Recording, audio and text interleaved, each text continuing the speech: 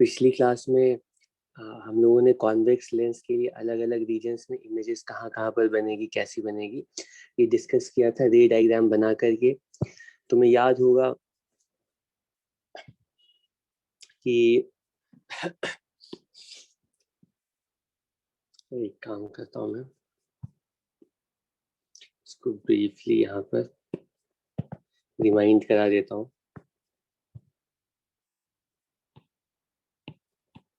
ये हमारे पास convex lens है और कॉन्वेक्स लेंस के अलग अलग रीजन्स में इमेज कहाँ बनती है, कैसी बनती है, ये डिस्कस किया था। फिर से एक बार तुम लोग देख लो। -∞ से 2f पर ऑब्जेक्ट आता है और इमेज f से -∞ पे अगर ऑब्जेक्ट को रखते हैं तो इमेज f पर बनती है, फोकस पर बनती है, ठीक है। और और जैसे ही हम 2f पर ऑब्जेक्ट को रखते हैं तो इमेज भी 2f पर आ जाती है। तो ऑब्जेक्ट अगर -∞ से 2f आ रहा है, इमेज f से 2f जा रही है। ऑब्जेक्ट अगर इसको और कैसे करेंगे, ऑब्जेक्ट अगर -2f से f जाता है तो इमेज +2f से +∞ चली जाती है, ठीक है। ऑब्जेक्ट को -∞ से -f के बीच में रखते हैं और इमेज +f से +∞ के बीच में रहती है। ये वो केस है जिसमें कॉन्वेक्स लेंस रियल ऑब्जेक्ट के लिए रियल इमेज बना रहा है, ठीक है। यहाँ पर ऑब्जेक्ट भी हमने रियल रखा था और इमेज भी रियल बनी थी। इसके आगे जैसे ही जाएंगे, ठीक है, इसके आगे जैसे ही जाएंगे फोकस से ऑप्टिकल सेंटर, अब इमेज रियल नहीं बन पाएगी। ऑब्जेक्ट तो रियल है लेकिन इमेज रियल नहीं फॉर्म हो पाएगी, ठीक है। और इमेज जब ऑब्जेक्ट को फोकस से ऑप्टिकल सेंटर पर ले जाते हैं तो इमेज -∞ से ऑप्टिकल सेंटर आती है। यहाँ पर इमेज वर्चुअल होती है और यहाँ पर इमेज वर्चुअल होती है और इरेक्ट होती है, मैग्नीफाइड होती है, ठीक है। ये हमने ड्रॉ करके देखा था। अगर याद नहीं आएगा तो तुम 1 मिनट में रे डायग्राम ड्रॉ करोगे और तुम्हें इमेज के बारे में सारी इंफॉर्मेशन पता चल जाएगी। अब इसके बाद फाइनली ऑब्जेक्ट को जब हमने ऑप्टिकल सेंटर से +∞ सेंड किया था, ठीक है, ऑब्जेक्ट को हमने ऑप्टिकल सेंटर से +∞ सेंड किया था, ठीक है। तो इमेज हमारी कहाँ से कहाँ तक गई थी? इस केस में हमारा ऑब्जेक्ट वर्चुअल है और जब हम अपने ऑब्जेक्ट को वर्चुअल रखते हैं तो उस केस में इमेज ऑप्टिकल सेंटर और फोकस के बीच में बनती है, रियल बनती है, क्योंकि यहाँ पर अगर इमेज है तो रियल है, यहाँ पर ऑब्जेक्ट है तो रियल है। इमेज रियल बनती है और और क्या, और इमेज, ठीक है, इरेक्ट बनती है, डिमिनिश्ड बनती है। इन सारे केसेस के लिए रे डायग्राम हम लोग ड्रॉ कर चुके हैं। यहाँ पे इंपॉर्टेंट है नोटिस करना, ये तुमसे पूछा जाए ये बताओ रियल ऑब्जेक्ट और रियल इमेज, तो उसके लिए ऑब्जेक्ट को भी -∞ से फोकस के बीच में रहना पड़ेगा और इमेज प्लस फोकस और +∞ के बीच में रहेगी, ठीक है। इसके अलावा ऑब्जेक्ट के लिए कोई रीजन नहीं है, मतलब ऑब्जेक्ट को हमें फोकस से पहले रखना पड़ेगा तभी इमेज रियल बनेगी, ठीक है। अब इसमें इमेज रियल तो बनेगी, मैग्नीफाई भी हो सकती है, डिमिनिश भी हो सकती है, ठीक है, लेकिन इमेज इरेक्ट हमेशा बने, सॉरी इन्वर्टेड हमेशा बनेगी। रियल इमेज के लिए इन्वर्टेड इमेज, ओके। ठीक है, अब इसके बाद यही काम मैंने तुम्हें कहा था कि कॉन्केव लेंस के लिए करके आओ, रे डायग्राम्स बना करके आओ, अलग अलग रीजन में ऑब्जेक्ट को रख करके रे डायग्राम बना के देखो ऑब्जेक्ट की करस्पॉन्डिंग इमेज कैसी बनती है। हमने जितने भी यहाँ पर रे डायग्राम्स बनाए हैं, ठीक है, वो अलग अलग रीजन में ऑब्जेक्ट को रख करके इमेज के बारे में पता किया। लेकिन तुम नोटिस करोगे कि हमने ठीक है, इन स्पेशल पॉइंट्स पर रे डायग्राम नहीं बनाया, मतलब माइनस इन्फिनिटी और -2f के बीच में तो ऑब्जेक्ट को रख कर इमेज बनाया, लेकिन माइनस इन्फिनिटी पर जब एग्जैक्टली ऑब्जेक्ट रखा है या -2f पर जब एग्जैक्टली ऑब्जेक्ट रखा है तो इमेज कैसी बनी नहीं बताया। -2f और f के बीच में रखा ऑब्जेक्ट को तो इमेज कहाँ बनेगी कैसी बनेगी पता लगा, लेकिन अगर f पर ऑब्जेक्ट को रखते हैं तो इमेज कहाँ बनेगी कैसी बनेगी ये नहीं ड्रॉ किया है।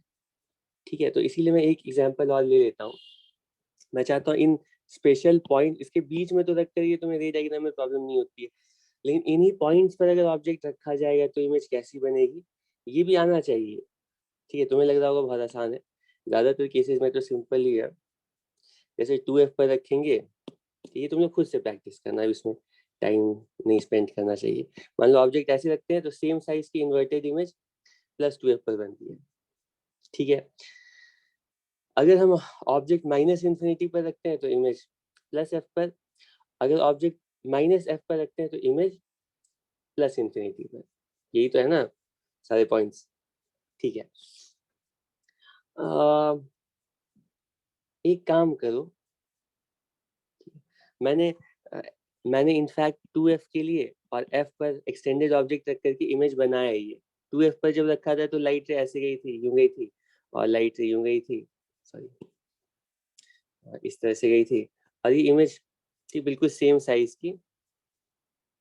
ठीक है, बिल्कुल सेम साइज की इन्वर्टेड, इस तरह का डायग्राम है कि बहुत क्लियर नहीं है, इसको डार्क करूं क्या,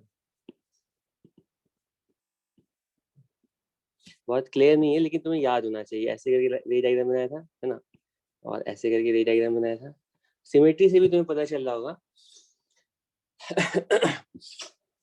कि अगर -2f पर ऑब्जेक्ट है तो इमेज +2f पर बनेगी, और इन्वर्टेड होगी सेम साइज की होगी, मैग्निफिकेशन 1 होगी। ठीक है, बिल्कुल सेम साइज की इमेज यहाँ पर बनेगी। ओके, ठीक है, अगर ऑप्टिकल सेंटर पे ऑब्जेक्ट को रखते हैं तो सेम साइज की इरेक्ट इमेज बनती है उसी वहीं पर। यहाँ पर भी दो केसेस हैं जहाँ पे मैग्निफिकेशन 1 हो जाती है। हाँ, मैं कह रहा था कि ये वाला केस तो मैंने ड्रॉ किया हुआ है, ठीक है, इसमें कोई प्रॉब्लम नहीं आएगी तुम्हें। फोकस पर जब ऑब्जेक्ट रखा है तो भी रे डायग्राम तुमने बनाया था। ठीक है, इमेज कहाँ पर फॉर्म होगी, ये दोनों लाइट रेज पैरेलल हो गई हैं तो हम बोलेंगे कि इमेज +इन्फिनिटी पे फॉर्म होगी, हम बोलेंगे पैरेलल लाइट रेज +इन्फिनिटी पर मीट करेंगे। इमेज कैसी होगी, ये एक ध्यान रखना है कि हम यहाँ पर एक्सटेंडेड ऑब्जेक्ट्स के लिए इमेज बना रहे हैं, और एक्सटेंडेड ऑब्जेक्ट्स के लिए इमेज बनाने का तरीका होता है कि हम टिप की इमेज बनाते हैं। ठीक है, तो टिप यहाँ पर है, तो जो ऑब्जेक्ट के टिप की जो इमेज बनेगी वो बहुत दूर बनेगी। ठीक है, यहाँ पे कहीं पे ऐसे करके बहुत दूर बनेगी। ठीक है, ये दोनों लाइट रेज इन्फिनिटी पर मीट होगी और ये फाइनल इमेज बनेगी। तुम देख सकते हो इमेज का जो साइज होगा वो भी इन्फिनिटी होगा, क्योंकि इन्फिनिटी का मतलब बहुत लार्ज। ठीक है और हाँ, इसका साइज इन्फिनिटी होगा। ठीक है, जनरली इससे पहले हम क्या करते हैं ना कि पॉइंट ऑब्जेक्ट के लिए इमेज बनाते थे, तो ये यहाँ पे पॉइंट ऑब्जेक्ट के लिए इमेज नहीं बना रहे, एक्सटेंडेड ऑब्जेक्ट के लिए इमेज बनाना, तो उसके लिए भी तुम्हें पता होना चाहिए कि क्या कर रहे हैं हम। अगर मान लो पॉइंट ऑब्जेक्ट होता ना तब तो ये लाइट से ऐसे ऐसे ऐसे बनाते और बोलते ये पॉइंट इमेज बनेगी इन्फिनिटी पर, ये लाइट रे जो है ना, ठीक है, ये लाइट रेज मीट करेंगी इन्फिनिटी पर। ठीक है, ओके, ठीक है, मेरा तुम्हें प्रैक्टिस के लिए चेक करने के लिए कि रे डायग्राम में तुम लोग कितने कंफर्टेबल हो, एक रे डायग्राम तो बनवा ही लेता हूँ तुमसे। ठीक है, जैसे बन जाएगा तो तुम लोग बताना कि ड्रॉ कर लिया। एक्सटेंडेड ऑब्जेक्ट को -इन्फिनिटी पर रखा है, एक्सटेंडेड ऑब्जेक्ट -इन्फिनिटी पर। अगर ऑब्जेक्ट -इन्फिनिटी पर है तो इमेज कहाँ पर बनेगी कैसी बनेगी, ड्रॉ करो, उसके लिए रे डायग्राम ड्रॉ।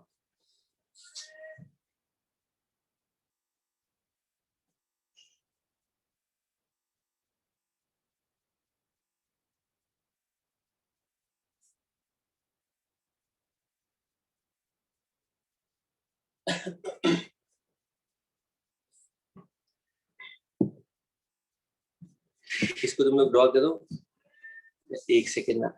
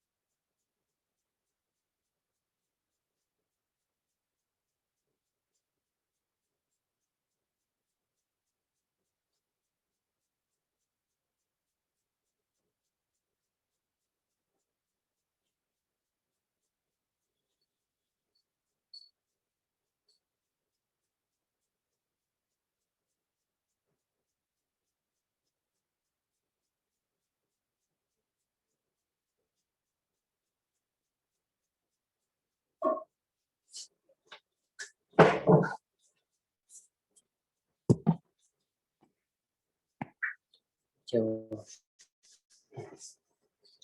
हाँ, ड्रॉ कर लिया। देखो, अगर हम प्रिंसिपल एक्सिस पर पॉइंट ऑब्जेक्ट रखते हैं, ठीक है, तो यहाँ पर तो मैं -2f और -f और -इंफिनिटी और -2f के बीच में ऑब्जेक्ट को रखा हूँ। इस केस में इमेज कहाँ पर बनेगी? पॉइंट ऑब्जेक्ट अगर है तो। स्क्रीन शेयर नहीं हो रही। अच्छा अच्छा अच्छा अच्छा, एक सेकेंड।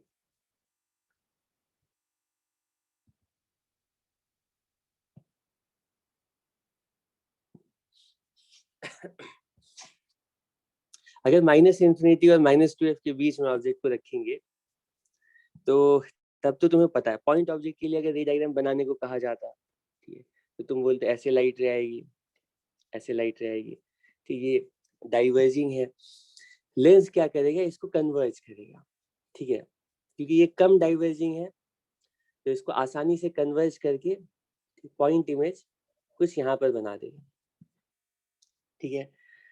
जैसे जैसे ये ऑब्जेक्ट पास आता जाएगा ना, कि जैसे जैसे ऑब्जेक्ट पास आता जाएगा तो ये लाइट ज्यादा डाइवर्जिंग होगी, कि उसको कन्वर्ज कर पाएगा लेंस, लेकिन अब उतना पास नहीं, थोड़ा दूर लेंस को ऑब्जेक्ट को थोड़ा दूर कन्वर्ज कर पाएगा, ठीक है। और ऑब्जेक्ट को पास लाते हैं, ठीक, ऑब्जेक्ट को और यहाँ पर पास ले आते हैं, ठीक, अभी भी ये ठीक किसी तरह से लाइट रे को कन्वर्ज कर लेगा, लेकिन ये बहुत दूर जा करके कन्वर्ज कर पाएगा। हम बोलेंगे इमेज +2f +इंफिनिटी के बीच में बनेगी। और ऑब्जेक्ट को जैसे ही हम फोकस पर लाते हैं तो ये लाइट रेज जो है ना कन्वर्ज, ये बहुत ज्यादा डाइवर्जिंग है, इसको हमारा लेंस कन्वर्ज करने की कोशिश करेगा, लेकिन ठीक है, कन्वर्ज करने के बाद भी ये लाइट रे आगे ना कहीं पर मीट नहीं कर पाएंगी, बिल्कुल पैरेलल हो जाएगी, ठीक है। अगर इसके थोड़ा भी आगे ऑब्जेक्ट को लेकर के जाते हैं, ठीक है, तो ये बहुत ज्यादा डाइवर्जिंग है, इसको भी हमारा लेंस कन्वर्ज करेगा, लेकिन कन्वर्ज ठीक है करके पैरेलल नहीं कर पाएगा, ये थोड़ा सा अभी भी, ठीक है, थोड़ी सी ये लाइट रेज डाइवर्जिंग रह जाएंगी, ठीक है। इसका मतलब है कि ये लाइट रेज ना आगे कहीं मीट नहीं करेंगी, ये कहीं इसी बैक में, ठीक है, वर्चुअल इमेज -इंफिनिटी से ऑप्टिकल सेंटर के बीच में, ठीक है, लाई करेगी, ठीक है। ये अब हम बोलते हैं कि अगर हमारा ऑब्जेक्ट -इंफिनिटी पे, तो -इंफिनिटी का मतलब लेंस से बहुत दूर है, ठीक है, तो जैसे जैसे हम ऑब्जेक्ट को पीछे ले जाएंगे ना, ये जो light rays, in light rays को फोकस करोगे, तो इन लाइट रेज को पर ध्यान दोगे, तो इनकी जो डाइवर्जेंस है ना वो कम होती जाएगी, ठीक है, ये अंडरस्टूड है, ये तो समझ में आ रहा है ना तुम्हें। अगर हमारा ऑब्जेक्ट, ठीक है, यहाँ 2f पर रखा है, ठीक है, लाइट रेज, ठीक है, कन्वर्ज करके 2f पर आ गई। अब जैसे जैसे, ठीक है, जैसे जैसे हम ऑब्जेक्ट को पीछे ले जाएंगे तो तुम समझ सकते हो इसकी जो डाइवर्जेंस है ना, इसकी जो डाइवर्जेंस है कम होती जाएगी, इमेजिन कर सकते हो। और हम बोलते हैं कि जब हमने अपने लेंस को अगर हम अपने लेंस से ऑब्जेक्ट को बहुत दूर ले गए हैं, ठीक है, अगर हम अपने लेंस से ऑब्जेक्ट को बहुत दूर ले गए हैं तो ये समझना डिफिकल्ट नहीं है। ऑब्जेक्ट को जैसे जैसे दूर ले जाएंगे ना, तो ये जो लाइट रेस से आ रही है लेंस पर, ये ऑलमोस्ट पैरेलल होने लगी। ठीक है, तो जब ये पॉइंट ऑब्जेक्ट बहुत दूर चला गया है तो उसके करस्पॉन्डिंग हमें अगर कोई यही वाली दो लाइट रेस है, इन्हीं दो लाइट रेस को अगर ड्रॉ करेंगे, अगर ऑब्जेक्ट बहुत दूर चला गया तो ये ऑलमोस्ट पैरेलल हो जाएगी। ठीक है, अगर आइडियली इंफिनिटी पर है तब तो बिल्कुल पैरेलल होगी, लेकिन इंफिनिटी का मतलब लार्ज डिस्टेंस। लार्ज डिस्टेंस का मतलब है कि इसमें थोड़ी बहुत तो डाइवर्जेंस रहेगी, लेकिन वो नेग्लिजिबल। ये लाइट रेस ऑलमोस्ट पैरेलल रहेंगी। तो इससे अगर पॉइंट ऑब्जेक्ट से अगर दो लाइट रेस तुम्हें लेनी है, ठीक है, तो वो दो लाइट रेस तुम कैसी लेते हो? ये बिल्कुल पैरेलल। एक सेकेंड रुको।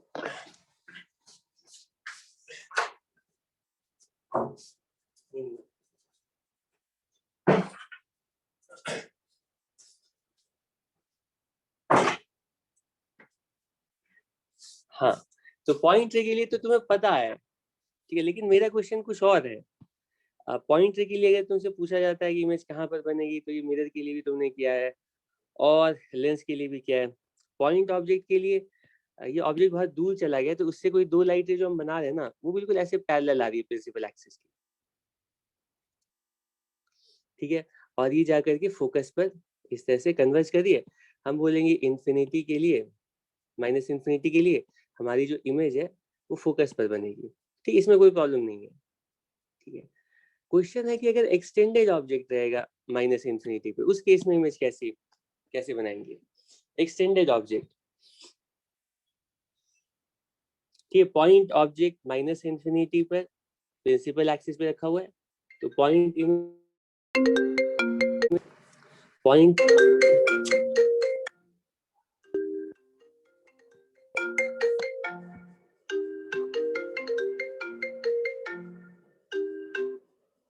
पॉइंट ऑब्जेक्ट अगर माइनस इंफिनिटी पर रखा गया है तो पॉइंट इमेज के फोकस पर ये बनेगी। ठीक है, प्रिंसिपल एक्सिस पर पॉइंट इमेज बनेगी। अगर एक्सटेंडेड ऑब्जेक्ट रखते हैं तो फिर इमेज कहाँ पर कैसी बनेगी बताओ? किसी ने बनाया एक्सटेंडेड ऑब्जेक्ट के लिए?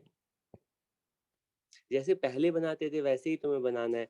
इस बार हमारा मतलब मान लो हम यहाँ पर कोई ऑब्जेक्ट को रखते हैं, तो एक सेकेंड रुक जाओ। ठीक है, hello hello hello hello.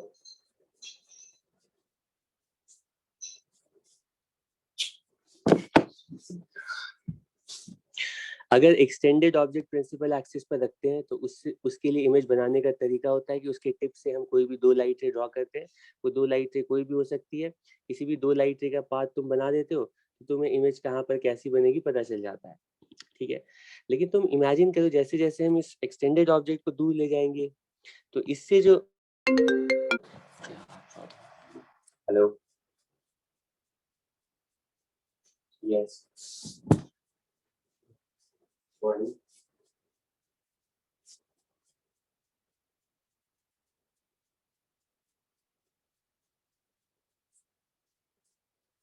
that was to take this on this yesterday.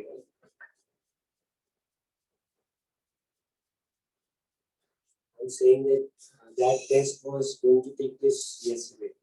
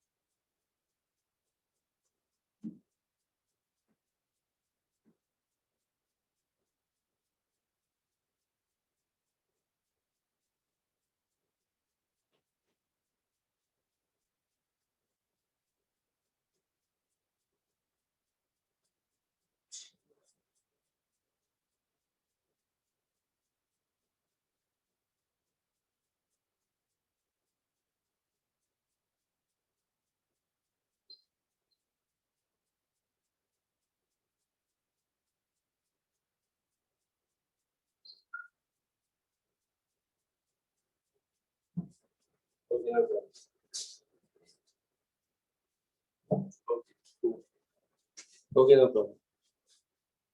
Sure.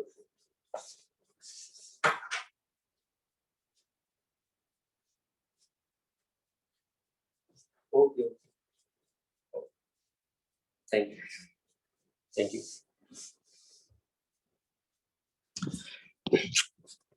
अरे क्या, हाँ ठीक है। तो मैं ये कह रहा था एक्सटेंडेड ऑब्जेक्ट के लिए अगर हमें इमेज बनानी है तो उसकी टिप की इमेज बनानी होती है, उसकी टिप से कोई भी दो लाइटें ड्रॉ करते हैं। अगर हमारा एक्सटेंडेड ऑब्जेक्ट इन्फिनिटी पर चला जाएगा तो वहां से कोई भी दो लाइटें लेंगे ना, कोई भी दो लाइटें लेंगे तो वो लेंस तक आते आते ऑलमोस्ट पैरेलल हो जाएगी। ठीक है, ये इमेजिन कर पा रहे हो? जैसे जैसे हम एक्सटेंडेड ऑब्जेक्ट को दूर ले जाएंगे तो ये जो लाइट रेज है लेंस तक आएंगी, वो ऑलमोस्ट पैरेलल हो जाएंगी। ठीक है, तो एक्सटेंडेड ऑब्जेक्ट अगर इन्फिनिटी पर रखा गया, उस केस में अगर तुम्हें इमेज बनाने को कहा गया तो उस केस में इमेज कैसी बनेगी?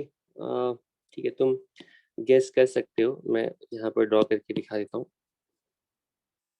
ये तुम लोग चेक करना तुम लोगों ने ऐसी इमेज बनाई है या नहीं। अगर नहीं बनाई है, ठीक है, एक बार में समझ में आ रहा है, अच्छी बात है।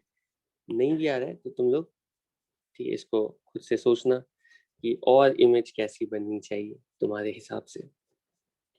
ये -f है, -2f है, यहाँ पे +f है, ठीक है, +2f है।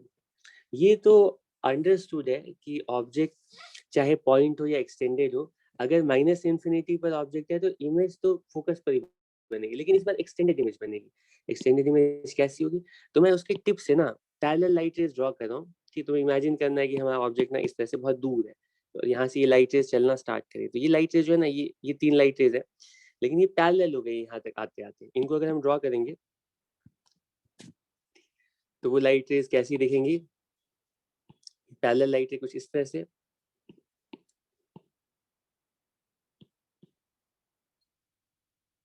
ठीक है, और इस तरह से पैरेलल लाइट रे। ओके,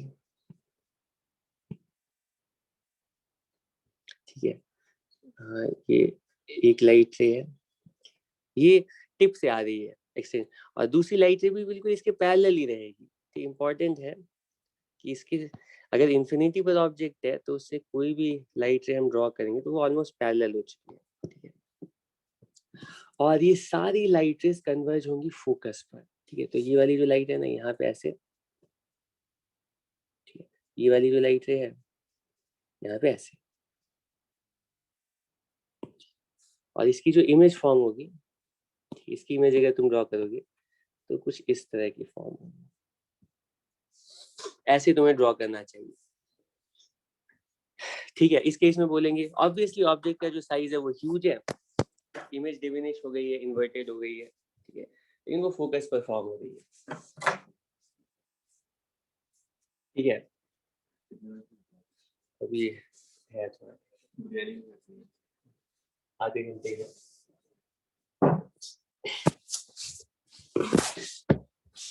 ठीक है, इसमें किसी को कोई प्रॉब्लम नहीं है?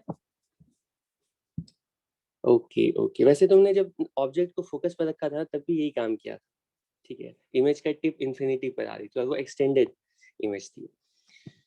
ठीक है, अब इसके बाद बिना हम टाइम वेस्ट किए हुए, ठीक है, डायरेक्टली न्यूटन्स फॉर्मूला पर आते हैं। यहाँ पर भी हमारे पास एक न्यूटन्स फॉर्मूला होगा और उसको देख करके हम इमीडिएटली ऑब्जेक्ट के करस्पॉन्डिंग इमेज कहाँ पर फॉर्म होगी ये हम बता सकते हैं। ठीक है, लेकिन मैं तुम्हें रिमाइंड करा देता हूँ कि मिरर के लिए जो न्यूटन फॉर्मूला आता है वो बहुत ही सिंपल आता है, और मिरर के लिए न्यूटन्स फॉर्मूला अप्लाई करना बहुत ही आसान भी है। ठीक है, मिरर के लिए तुम बहुत आसानी से ऑब्जेक्ट के करस्पॉन्डिंग इमेज की रीजन बता सकते हो। ठीक है, इमेज का रीजन पता है तो सारी चीजें पता है।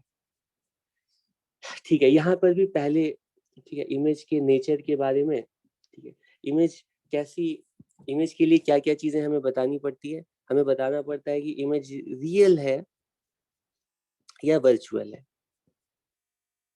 इमेज रियल है या वर्चुअल, ये कैसे बताते हैं? ये तो इमेज की पोजीशन देख करके पता चल जाता है। अगर इमेज ठीक है इधर फॉर्म हो रही है तो इमेज 100% रियल होगी। ठीक है, यहाँ पर भी एक काम करते, वहां पे हमने नाम रखा था ना, ये मिरर है हमारा, ठीक है, क्योंकि हर बार लेफ्ट राइट में प्रॉब्लम है। प्रॉब्लम ये है कि मान लो ये हमारा मिरर है, तुम बोलोगे जब भी ऑब्जेक्ट इमेज लेफ्ट साइड में होगी रियल होगी, राइट साइड में होगी वर्चुअल होगी, ठीक है। लेकिन अगर मान लो मैं सेम लेंस सेम मिरर को यूं रख देता हूँ, तो अब लेफ्ट साइड में रियल इमेज थोड़ी फॉर्म होगी। तो ऐसा करते हैं, इसका नाम रखते हैं रिफ्लेक्टिंग और नॉन रिफ्लेक्टिंग। ठीक है, तो वहां पे मैंने बोला था अगर रिफ्लेक्टिंग साइड में ऑब्जेक्ट है रियल होगा, रिफ्लेक्टिंग साइड में इमेज है रियल होगी, नॉन रिफ्लेक्टिंग साइड में ऑब्जेक्ट या इमेज है तो वर्चुअल होगी। ठीक है, उसी तरह से लेंस के लिए भी हम लोग स्पेसिफाई कर देते हैं इंसिडेंट साइड, और दूसरी साइड को नाम रख देते हैं रिफ्रैक्टेड साइड। ठीक है, मैं अपने से नाम बना रहा हूँ। जिस side incident light rays exist करें उसको इंसिडेंट साइड बोल देते हैं, जिस side refracted light rays exist करें उसको रिफ्रैक्टेड साइड बोल देते हैं। ठीक है, इंसिडेंट साइड, रिफ्रैक्टेड साइड। ठीक है, क्योंकि ऑब्वियसली देखो ऑब्जेक्ट अगर लेफ्ट में रखेंगे ना यहाँ पर, मतलब जरूरी नहीं कि यहाँ पे ऑब्जेक्ट वर्चुअल यहाँ पर रख दिया तब भी इंसिडेंट लाइट इधर एग्जिस्ट करेगी। ठीक है, तो तुम्हें इंसिडेंट साइड देखना पड़ेगा और रिफ्रैक्टेड साइड देखना पड़ेगा। तो जिस साइड इंसिडेंट लाइट से एग्जिस्ट कर रही है, ठीक है, हो सकता है कि मान लो तुम्हें लेंस दिया गया है और एक रियल ऑब्जेक्ट इधर रख दिया गया, तो इस बार जो लाइट यूं आएगी, तो इसके लिए क्या होगा, ये वाली जो साइड है ना ये इंसिडेंट साइड कहलाएगी, और इधर वाली जो साइड होगी रिफ्रैक्टेड साइड होगी। ठीक है, वो तुम्हें ऑब्जेक्ट को और उससे लाइट रेस को देख करके खुद से पहचानना पड़ेगा। ठीक है, तो मैं कह रहा हूँ जब भी ये इंसिडेंट साइड है और ये रिफ्रैक्टेड साइड है, रिफ्रैक्टेड साइड का मतलब है रिफ्रैक्टेड लाइट रेज यहीं पर एग्जिस्ट करेंगी और इंसिडेंट लाइट रेज यहीं पर एग्जिस्ट करेंगी। तो हमारा ऑब्जेक्ट अगर इंसिडेंट साइड में रहता है रियल होगा, रिफ्रैक्टेड साइड में रहता है वर्चुअल होगा। अगर हमारी इमेज इंसिडेंट साइड में बनती है तो वर्चुअल होगी, और रिफ्रैक्टेड साइड में रहती है तो रियल होगी। ठीक है, ये अंडरस्टूड है, एक्सप्लेन करने की जरूरत नहीं है। रिफ्रैक्टेड साइड में इमेज आने का मतलब है लाइट रेज एक्चुअली मीट कर रही होंगी रियल इमेज। इंसिडेंट साइड में अगर इमेज फॉर्म हो रही है तो यहाँ पे रिफ्रैक्टेड लाइट रेज है ही नहीं, रिफ्रैक्टेड लाइट रेज तो यहाँ पर है। इसका मतलब यही होगा कि लाइट रेज जो है ना इस पॉइंट से पे अपीयर हो रही होंगी, ठीक है, मीट होती है। ठीक है, ठीक है, तो रियल वर्चुअल तो सिंपल है। अभी अभी के लिए हम मान लेते हैं कि हम लेफ्ट साइड में, ठीक है, लेफ्ट साइड जो है वो इंसिडेंट साइड है, ठीक, इन एग्जांपल्स में, और राइट साइड रिफ्रैक्टेड साइड है। ठीक है, तो सबसे पहले इमेज कब रियल होगी कब वर्चुअल होगी, तो रियल या वर्चुअल होने के लिए ये हम बोलेंगे अगर पॉजिटिव साइड में रहेगी, ठीक, इधर अगर पॉजिटिव मान लेते हैं, ठीक है, पोजीशन देख करके हम बता सकते हैं कि अगर पॉजिटिव साइड में इधर होगी, रिफ्रैक्टेड साइड में होगी तो इमेज रियल होगी, और नॉन रिफ्रैक्टेड साइड में होगी तो वर्चुअल होगी। ठीक है, रिफ्रैक्टेड साइड में image real, non refracted side में इमेज वर्चुअल। ठीक है, मैं यहाँ पर डिस्कस करना चाहता हूँ कि इमेज के बारे में सारी चीजें क्या हम बता सकते हैं सिर्फ ये देख करके कि इमेज कहाँ पर फॉर्म हो रही है, इमेज किस रीजन में बन रही है। मिरर के लिए देख करके बता पाते थे कि वो रियल होगा या वर्चुअल होगा, इन्वर्टेड होगी या इरेक्ट होगी, और डिमिनिश्ड होगी इनलार्ज होगी, सारी चीजें हम बता पाते थे सिर्फ रीजन देख करके। उसी तरह मैं लेंस में भी देखना चाहता हूँ कि अगर हमें रीजन बता दिया जाए कि इमेज कहाँ पर फॉर्म हुई, तो क्या उस रीजन को देख करके हम इमेज के बारे में सारी चीजें बता सकते हैं, रियल है या वर्चुअल वो तो बता सकते हैं। ठीक है, रिफ्रैक्टेड साइड में अगर इमेज लाई कर रही है तो हमेशा रियल होगी, नॉन रिफ्रैक्टेड साइड में लाई कर रही है तो हमेशा वर्चुअल। नेक्स्ट पॉइंट क्या है, इमेज इन्वर्टेड होगी या इरेक्ट होगी, इरेक्ट और इन्वर्टेड। ठीक है, इरेक्ट, इन्वर्टेड, एनलार्ज, जो बाकी दो, ठीक है, फीचर्स है इमेज की, उसके लिए मैं, ठीक है, मैग्निफिकेशन वाला फॉर्मूला लेंस का तुम्हें याद दिलाऊंगा। ठीक है, लेंस के लिए मैग्निफिकेशन का फॉर्मूला होता है V/V। ठीक है, इन्वर्जन के बारे में बताओ, तो इन्वर्जन रिलेटेड है मैग्निफिकेशन की साइन से। ठीक है, मैग्निफिकेशन नेगेटिव मतलब इन्वर्टेड इमेज, मैग्निफिकेशन पॉजिटिव मतलब real image, sorry erect image. ठीक है, मैग्निफिकेशन अगर पॉजिटिव है तो इरेक्ट इमेज, नेगेटिव है तो इन्वर्टेड इमेज। ठीक है, मैग्निफिकेशन के साइन के बारे में सोचते हैं। इस एक्सप्रेशन को देख करके ही तुम बता सकते हो कि जब भी ऑब्जेक्ट और इमेज लेंस के ऑपोजिट साइड्स में रहेंगे, इन्वर्टेड इमेज बनेगी, v बाई यू की वैल्यू नेगेटिव आएगी क्योंकि इन दोनों का साइन ऑपोजिट होगा। ठीक है, लेंस के ऑपोजिट साइड, ये दोनों टाइप्स ऑफ, ये जो डिस्कशन कर रहा हूँ ना, हालांकि मैं कॉन्वेक्स लेंस को सामने रख कर कर रहा हूँ, लेकिन ये ट्रू होगा, ये सारी फीचर्स इमेज के लिए बिल्कुल ऐसे ही हम डिड्यूस करेंगे इवन फॉर कॉनकेव लेंस, क्योंकि कॉनकेव लेंस में यही फॉर्मूला है। ठीक है, तो अगर ऑपोजिट साइड में है, इसको मैं ऐसा लिखता हूँ कि इरेक्ट होने के लिए कंडीशन लिख देता हूँ, इन्वर्टेड के लिए अंडरस्टूड है। तो इरेक्ट होने का मतलब है कि ऑपोजिट साइड, ओहो इरेक्ट नहीं, इन्वर्टेड के लिए ऑपोजिट साइड था।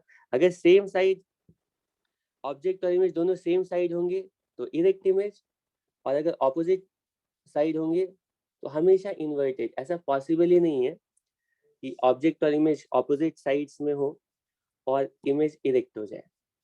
ठीक है, ऑपोजिट साइड का मतलब है इन्वर्टेड। वो तुम रे डायग्राम से भी आप समझ सकते हो कि यहाँ पे एक लाइट है तो यूं जाएगी, तो इसका टिप नीचे ही आएगा अगर ये ऑब्जेक्ट ऊपर है, और ऑब्जेक्ट नीचे है तो इसका टिप ऊपर जाएगा। ओके, और एनलार्जमेंट, वो भी मैग्निफिकेशन के मैग्नीट्यूड से हम बता सकते हैं, इस एक्सप्रेशन को देख करके बता सकते हैं। अगर v ज्यादा होगा, मैं मैग्नीट्यूड के टर्म्स में बात कर रहा हूँ, अगर v की वैल्यू ज्यादा होगी यानी इमेज अगर दूर होगा तो इमेज का साइज लार्ज होगा। ठीक है, और अगर u ज्यादा होगा, ठीक है, तो मैग्निफिकेशन 1 से कम यानी इमेज छोटी यानी ऑब्जेक्ट बड़ी। इसका मतलब u अगर ज्यादा होगा तो ऑब्जेक्ट बड़ी होगी। ठीक है, तो जो भी पॉइंट लेंस से ज्यादा दूर होगा वो ज्यादा बड़ा भी होगा। ठीक है, तो अगर ऑब्जेक्ट दूर है तो ऑब्जेक्ट का साइज ज्यादा होगा 100%, इमेज दूर है तो इमेज का साइज ज्यादा होगा। वो भी तुम रे डायग्राम से गेस कर सकते हो क्योंकि एक लाइट रे तो ऐसे जानी ही है। ठीक है, अगर इमेज दूर है तो बड़ी, इमेज पास है तो छोटी। ठीक है, सिंपल, सेम डिस्टेंस पर है तो सेम साइज। ओके, ठीक है, ये सारे पॉइंट्स ठीक है डिस्कस करने के बाद, ठीक अब हम लोग इमेज की पोजीशन देख करके इमेज के बारे में सारी चीजें बता सकते हैं।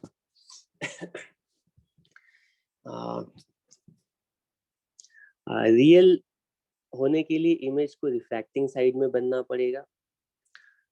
इरेक्ट होने के लिए ऑब्जेक्ट और इमेज सेम साइज में, मतलब इमेज ऑब्जेक्ट की साइड में फॉर्म होनी पड़ेगी। और एनलार्ज होने के लिए इमेज को ज्यादा दूर होना पड़ेगा ऑब्जेक्ट के कंपैरिजन में विद रिस्पेक्ट टू लेंस। ठीक है, ठीक है, तो लेंस फॉर्मूला कुछ इस तरह का होता है, 1/v minus 1/u equals 1/f star. वहां पे मिरर फॉर्मूला प्लस था तो यहाँ पे हमने कोऑर्डिनेट ट्रांसफॉर्मेशन किया था, वहां पे मिरर का जो फोकस था उसको ओरिजिन मान लिया। ठीक है, मिरर का जो फोकस था उसको ओरिजिन मान करके ऑब्जेक्ट और इमेज के कोऑर्डिनेट्स लिखे थे, और हमें ऑब्जेक्ट और इमेज के कोऑर्डिनेट्स के बीच में सिंपल रिलेशनशिप इस तरह से न्यूटन्स फॉर्मूला के फॉर्म में मिल गया था। और इसको देख करके हम सारी चीजें कंक्लूड कर रहे थे, हम देख के बता पाते थे ऑब्जेक्ट कहीं पर है तो इमेज कहाँ पर फॉर्म होगी। बिल्कुल इसी तरह से यहाँ पर भी काम करते हैं, और करने के बाद ये जो रिजल्ट आता है, ठीक है, वो मैं यहाँ पर लिख देता हूँ।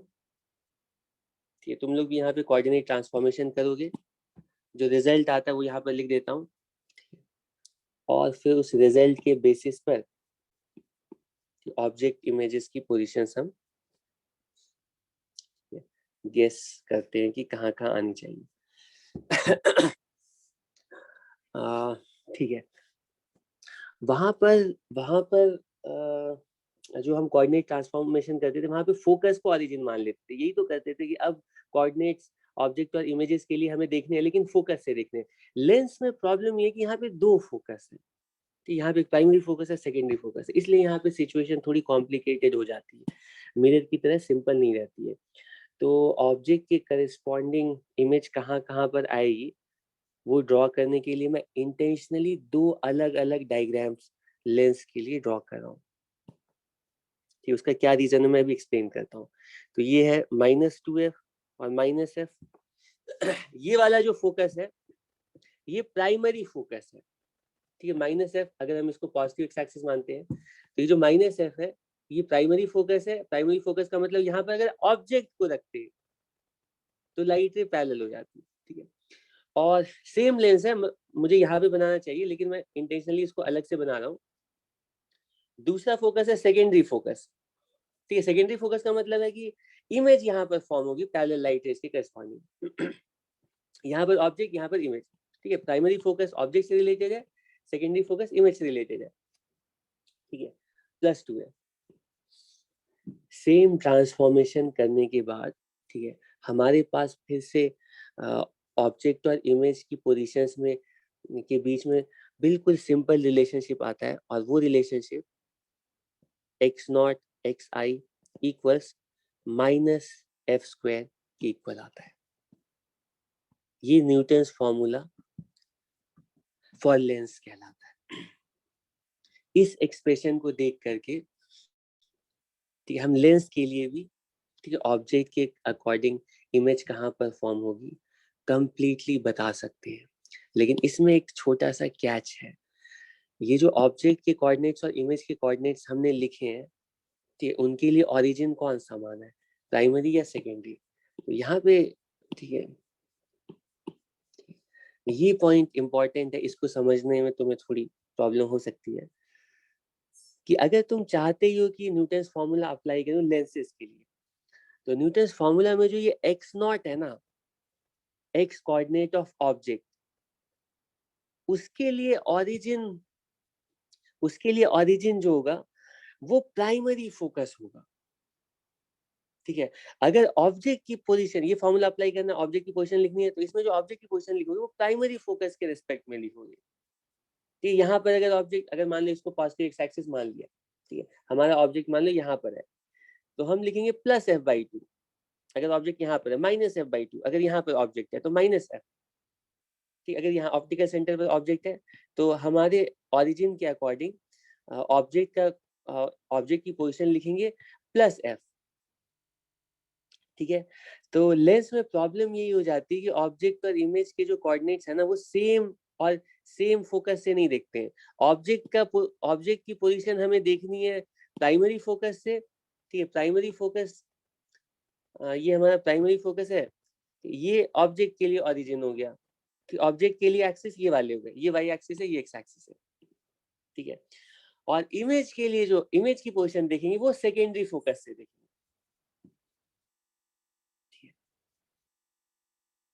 ठीक है। तो तुम देख सकते हो ऑब्जेक्ट के लिए भी ना ये तीनों पॉइंट्स मिल करके एक्स एक्सिस को 4 रीजन्स में डिवाइड कर रहे हैं, और इमेज के लिए भी ये तीनों पॉइंट्स मिल करके, इमेज के लिए ये फोकस है, ये फोकस इमेज के लिए है ही नहीं, ठीक है। तो इमेज के लिए भी ये तीनों पॉइंट्स मिल करके, हालांकि ये सेम डायग्राम है, अगर एक ही जगह ड्रॉ करूंगा ना तो थोड़ा कंफ्यूजन होगा। सेम लेंस है, सेम डायग्राम है, लेकिन अलग अलग ड्रॉ कर रहा हूँ ताकि तुम्हें समझने में आसानी हो, ठीक है। तो सेकेंडरी फोकस को ओरिजिन मान करके इमेज की पोजीशन लिखेंगे, ठीक है। तो ये तीनों पॉइंट्स मिल करके एक्स एक्सिस को इमेज के लिए भी 4 रीजन्स में डिवाइड करेंगे, ठीक। अब अलग अलग रीजन्स में ऑब्जेक्ट को रखते हैं। ऑब्जेक्ट को पहले -∞ -2f, ऑब्जेक्ट को -2f और f और -f और ऑप्टिकल सेंटर और +∞, इन चारों रीजन्स में रखेंगे ऑब्जेक्ट को, और इसके करस्पॉन्डिंग इमेज कहाँ कहाँ पर बनेगी ये पता करते हैं। सबसे पहला पॉइंट इमेज की पोजीशन के लिए तुम देख सकते हो कि यहाँ पे x0 xi, मतलब ऑब्जेक्ट और इमेज के कोऑर्डिनेट्स का जो प्रोडक्ट है वो हमेशा नेगेटिव होना है। इसका मतलब क्या है, इसका मतलब ये है कि ऑब्जेक्ट और इमेज के कोऑर्डिनेट का साइन हमेशा ऑपोजिट ही होना है, ठीक है। मिरर के केस में उल्टा था कि फोकस की सेम साइड ऑब्जेक्ट इमेज को लाई करना था, यहाँ पे फोकस के ऑपोजिट साइड्स ऑब्जेक्ट इमेज को लाई करना। अगर फोकस के लेफ्ट साइड में ऑब्जेक्ट है तो इमेज फोकस के राइट साइड में बनेगी, लेकिन ऑब्वियसली ऑब्जेक्ट अगर अपने फोकस के लेफ्ट में, इमेज अपने फोकस के राइट में आएगी, और अगर ऑब्जेक्ट अपने फोकस के राइट में है तो इमेज अपने फोकस के लेफ्ट में आएगी, ठीक है। उतना सिंपल नहीं है, इसको तुम्हें समझने के लिए थोड़ा सा, ठीक है, टाइम देना पड़ेगा, कॉम्प्रिहेंड करने में थोड़ा एफर्ट लगेगा, लेकिन एक दो बार अगर प्रैक्टिस करते हो तो तुम्हें आसानी से ये रीजन्स पता चलने लगेगी। ठीक है, मुझे बताना था इसलिए बता रहा हूँ, हालांकि इसकी जरूरत नहीं है, तुम चाहो तो सिर्फ लेंस फार्मूला अप्लाई करो, रीजन पता करने के लिए रे डायग्राम बना लोगे, और जो पिछला तुम्हारा लेंस फार्मूला है 1/v 1/u उसी को यूज करके तुम ऑब्जेक्ट इमेज निकाल सकते हो। ठीक है, लेकिन तुम्हें न्यूटन्स फार्मूला के जानना ही है, तो उसका न्यूटन्स फार्मूला ये है। यहाँ पे ऑब्जेक्ट के लिए हम ऑरिजिन प्राइमरी फोकस लेंगे और इमेज के लिए ऑरिजिन सेकेंडरी फोकस लेंगे। ठीक है, तो पहला पॉइंट था कि ऑब्जेक्ट और इमेज हमेशा फोकस के ऑपोजिट साइड रहेंगे, तो उसको मैं थोड़ा यहाँ पे डायग्राम में समझाने की कोशिश करता हूँ। हाँ, अगर ऑब्जेक्ट ना ये ओरिजिन है ऑब्जेक्ट के लिए और ये ओरिजिन है इमेज के लिए, तो अगर हमारा ऑब्जेक्ट फोकस के लेफ्ट में रहेगा यहाँ पर, तो इमेज कहाँ पर बनेगी पता है? इधर बनेगी। हालांकि ये दोनों सेम फिगर है और यहाँ पे इमेज बनेगी, अगर ऑब्जेक्ट इधर रखेंगे इमेज यहाँ पर बनेगी, लेकिन मैं अलग अलग इंटेंशनली ड्रॉ कर रहा हूँ ताकि तुम दोनों के फोकस को अच्छे से देख पाओ। तो और ऐसा ही आया था ना, याद करो, अगर ऑब्जेक्ट को इधर रखा था -इंफिनिटी से -f के बीच में, तो इमेज +f और +इंफिनिटी के बीच में आई थी, याद है? याद है कि नहीं देखते हैं। हाँ, यहाँ पे कई बार मैं एक्सप्लेन कर चुका हूँ, रे डायग्राम हम कई बार ड्रॉ कर चुके हैं इसके करस्पॉन्डिंग, ये वो दोनों रे डायग्राम्स। ठीक है, ऑब्जेक्ट अगर इधर है, ठीक है, तो इमेज जो है ना यहाँ से यहाँ तक जाती है। ठीक, ऐसा ही न्यूटन्स फॉर्मूला भी कह रहा है। अच्छा, इसी में मान लो ऑब्जेक्ट सच में, ठीक है, ऑब्जेक्ट सच में फोकस के लेफ्ट में है, तो इमेज फोकस के राइट में बनेगी। अंडरस्टूड है? ये जो न्यूटन्स फॉर्मूला है साइन के साथ साथ ये भी बताता है कि ऑब्जेक्ट का कोऑर्डिनेट और इमेज के कोऑर्डिनेट का जो प्रोडक्ट होगा वो हमेशा एफ स्क्वायर, मैग्नीट्यूड की बात कर रहा हूँ, फोकल लेंथ के स्क्वायर के इक्वल होगा। इसका मतलब ये है कि अगर ऑब्जेक्ट का कोऑर्डिनेट जो है ना वो एफ से कम है, ठीक है, तो इमेज का जो कोऑर्डिनेट होगा मैग्नीट्यूड वो हमेशा एफ से ज्यादा होगा। ठीक है, अगर ऑब्जेक्ट का कोऑर्डिनेट एफ से ज्यादा है तो इमेज का जो कोऑर्डिनेट होगा हमेशा एफ से कम होगा। कोऑर्डिनेट की बात कर, क्योंकि दोनों का प्रोडक्ट एफ स्क्वायर के इक्वल होना है। अब जरा फिर से इन्हीं रीजन्स में देख करके बताओ। ठीक है, हमने ऑब्जेक्ट को ना लेफ्ट साइड में रख दिया, ठीक है, इसको इन रीजन्स का नाम भी रख देते हैं, ये फर्स्ट, सेकेंड, थर्ड, फोर्थ। ठीक है, और इसके लिए भी नाम रख सकते हैं, इसको लिख देते हैं 1 इसको लिख देते हैं 2 इसको लिख देते हैं 3 और इसको लिख देते हैं 4। ये 4 रीजन्स है इमेज के लिए, ये 4 रीजन्स है ऑब्जेक्ट के।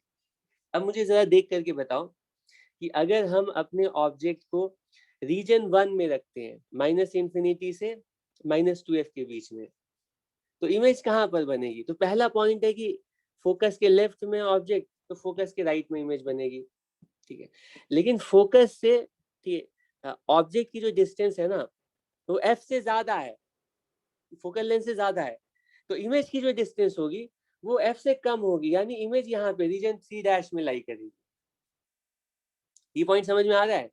ऑब्जेक्ट को अगर हम 1 में रखेंगे तो इमेज जो है ना 3' में बनेगी। ठीक है, ऑब्जेक्ट को अगर 2 में रखेंगे, यहाँ पे रखेंगे ऑब्जेक्ट को, यहाँ पे ऑब्जेक्ट को रखेंगे, तो इमेज कहाँ पर बनेगी? तो पहली चीज हम देखेंगे, फोकस के लेफ्ट में है तो इमेज फोकस के राइट में बनेगी, इसी शेडेड रीजन में बनेगी।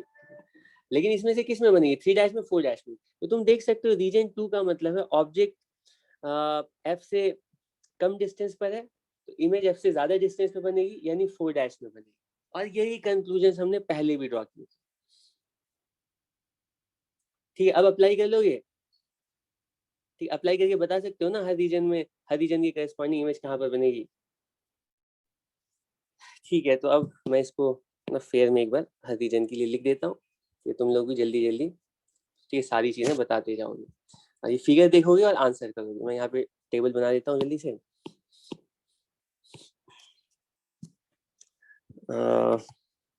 ऑब्जेक्ट पहले मैं रखा हूँ कहाँ से कहाँ तक, -इंफिनिटी से -2f।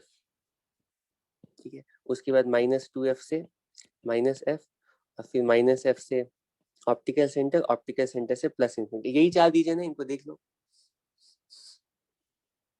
ठीक, और इन तीनों रीजन्स में तो ऑब्जेक्ट रियल रियल रियल, ठीक, इंसिडेंट साइड में या नॉन रिफ्रैक्टिंग साइड में यहाँ पर तो ऑब्जेक्ट रियल होगी और ये वर्चुअल ऑब्जेक्ट होगी। ठीक, ये 1 है, ये 2 है, ये 3 है और ये 4 है। तो 1 2 3 रीजन में अगर लाई करेगा ऑब्जेक्ट तो इमेज, ठीक है, इमेज होगी 1 2 3 रीजन में अगर ऑब्जेक्ट लाई करेगा तो ऑब्जेक्ट रियल है, 4 का मतलब है वर्चुअल ऑब्जेक्ट। इसके करस्पॉन्डिंग इमेजेस के बारे में सारी इंफॉर्मेशन हमें बतानी है। तो सबसे पहले रीजन 1 के बारे में सोचते हैं, एक एक करके बताना है। तो रीजन 1 का मतलब है यहाँ पर, अगर ऑब्जेक्ट यहाँ पर है तो इमेज कहाँ पर बनेगी, इसको मैं ऐसा करता हूँ कि कलर्स भी यूज कर लेते हैं। रीजन 1 में अगर ऑब्जेक्ट है, इमेज कहाँ पर, तो इमेज फोकस के राइट में लाई करेगी और ऑब्जेक्ट फोकल लेंथ से ज्यादा दूर है, एफ से ज्यादा है तो इमेज एफ से कम होगी। तुम देख करके बता सकते हो इसकी करस्पॉन्डिंग जो इमेज होगी वो यहाँ पर, ठीक है। इमेज विल बी फॉर्म, ठीक, image will be form between, ठीक है, plus F and plus 2 F. Image कैसी होगी, रियल होगी या वर्चुअल होगी, क्योंकि ये तीनों रीजन जो है ना ये रिफ्रैक्टिंग साइड है और यहाँ पे इमेज फॉर्म होने का मतलब इमेज रियल होगी, ठीक है, रियल। और उसके बाद इन्वर्टेड होगी या इरेक्ट होगी, तो तुम देख सकते हो ऑब्जेक्ट और इमेज ना लेंस के ऑपोजिट साइड है, ऑब्जेक्ट इधर है, इमेज इधर है, ऑपोजिट साइड से। तो ऑपोजिट होने का मतलब है इन्वर्टेड ही होगी, अभी डिस्कस किया।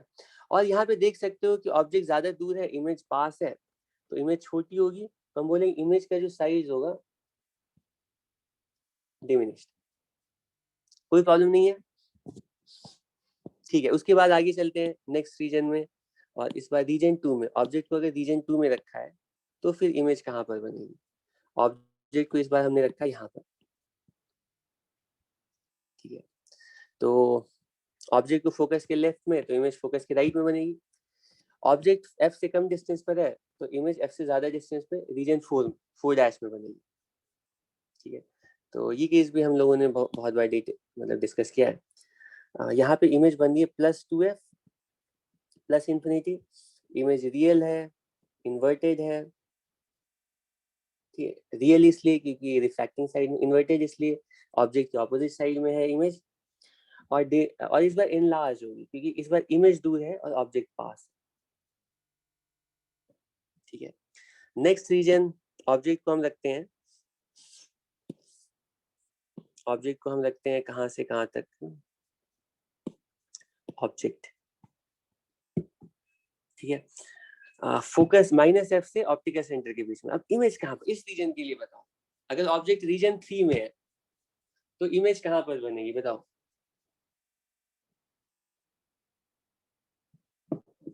हाँ, किधर बनेगी, तो तुम देख सकते हो कि ऑब्जेक्ट जो है ना फोकस के राइट में है तो इमेज इधर ही बनेगी, फोकस के लेफ्ट में, ठीक है। और फोकस के लेफ्ट में कहाँ पे बनेगी, तुम देख सकते हो ऑब्जेक्ट जो है एफ से कम डिस्टेंस पर है तो इमेज एफ से ज्यादा डिस्टेंस पे, तो ये वाला रीजन, यानी कि ऑब्जेक्ट रीजन 1 में फॉर्म होगी, सॉरी 1 डैश में, रीजन 1 डैश में, ठीक है। इमेज फॉर्म होगी अगर ऑब्जेक्ट 3 में है तो इमेज 1 डैश में। इसका मतलब क्या है बताओ जरा, कि इमेज फॉर्म माइनस इंफिनिटी से माइनस से ऑप्टिकल सेंटर, ठीक है। अब एक एक करके सोचते हैं कि ये ऑब्जेक्ट है और ये इमेज है, तो सबसे पहले कि रियल होगी या वर्चुअल, तो ऑब्जेक्ट तो रियल है लेकिन इमेज यहाँ पर वर्चुअल होगी, वो नॉन रिफ्रैक्टिंग साइड में लाई करेगी, इस बार इमेज वर्चुअल फॉर्म होगी। तो इन सब के लिए तुम्हें रे डायग्राम भी खुद से भी बनाना है, मैंने भी बनाया है इससे पहले तुम्हारे सामने। हाँ, अब दूसरा पॉइंट है कि इमेज इन्वर्टेड होगी इरेक्ट, दोनों सेम साइड में। इस बार तुम देख सकते हो ऑब्जेक्ट भी और इमेज भी लेंस के लेफ्ट में है, दोनों सेम साइड है, तो इमेज इरेक्ट बनेगी क्योंकि सेम साइड में, ठीक है, इन्वर्जन नहीं होता, ऑपोजिट साइड में इन्वर्जन होता है इन केस ऑफ लेंस, तो इरेक्ट इमेज बनेगी। ठीक है, और इनलार्ज होगी या डिमिनिश होगी तो तुम देख सकते हो कि ऑब्जेक्ट पास है, इमेज दूर है। ठीक है, ये तुम सोच रहे होगे कि अगर यहाँ ऑब्जेक्ट हो गया और यहाँ, ऐसा कभी नहीं होगा। ठीक है, ऑब्जेक्ट जितनी देर में यहाँ से आ रहा है ना, इमेज यहाँ से यहाँ आ रही है, तो कहीं पर भी ऑब्जेक्ट रहेगा तो इमेज उससे दूर ही रहेगी। ठीक है, जब ये ऑप्टिकल सेंटर पर ऑब्जेक्ट पहुंच जाए तब जाकर के इमेज ऑप्टिकल सेंटर पर कोइंसाइड, उससे पहले हमेशा इमेज दूर रहेगी, तो इमेज एनलार्ज्ड होगी। ठीक है, जिसका जो रीजन दूर होगा ना वो ऑटोमेटिकली वहां पे साइज ज्यादा होगा। ठीक है, नेक्स्ट एंड फाइनल रीजन, ठीक है, next and final region, object जो है ना, वर्चुअल ऑब्जेक्ट ऑप्टिकल सेंटर से प्लस इंफिनिटी, इमेज कहाँ पर फॉर्म होगी? तो हम इसमें बोलेंगे कि फोकस के राइट में है ऑब्जेक्ट, तो फोकस के लेफ्ट में इमेज बनेगी। ऑब्जेक्ट एफ से ज्यादा दूर है तो इमेज जो है ना एफ से कम दूर, मतलब कि इमेज जो बनेगी 2' में बनेगी, तो इमेज यहाँ पर बनेगी, ठीक, यहाँ पर। ठीक है, ऑप्टिकल इमेज बन रही है ऑप्टिकल सेंटर फोकस के बीच में, प्लस है। अब इमेज कैसी बनेगी? तो तुम देख सकते हो कि इमेज रिफ्रैक्टिंग साइड में है तो इमेज रियल बनेगी, और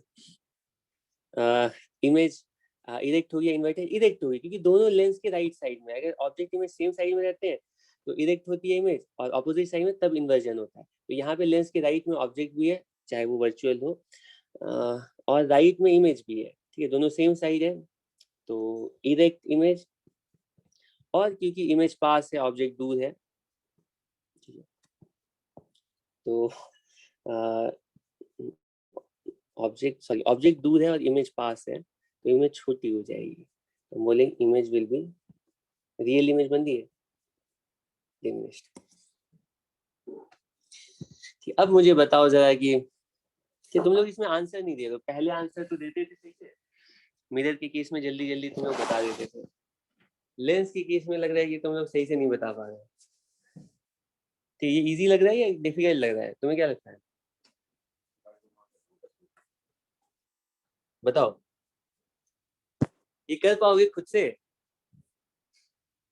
अगर नहीं कर पाओगे तो इग्नोर करो, नहीं कर पाने की कोई वजह नहीं है, बस ये कि तुम्हें थोड़ा केयरफुल है।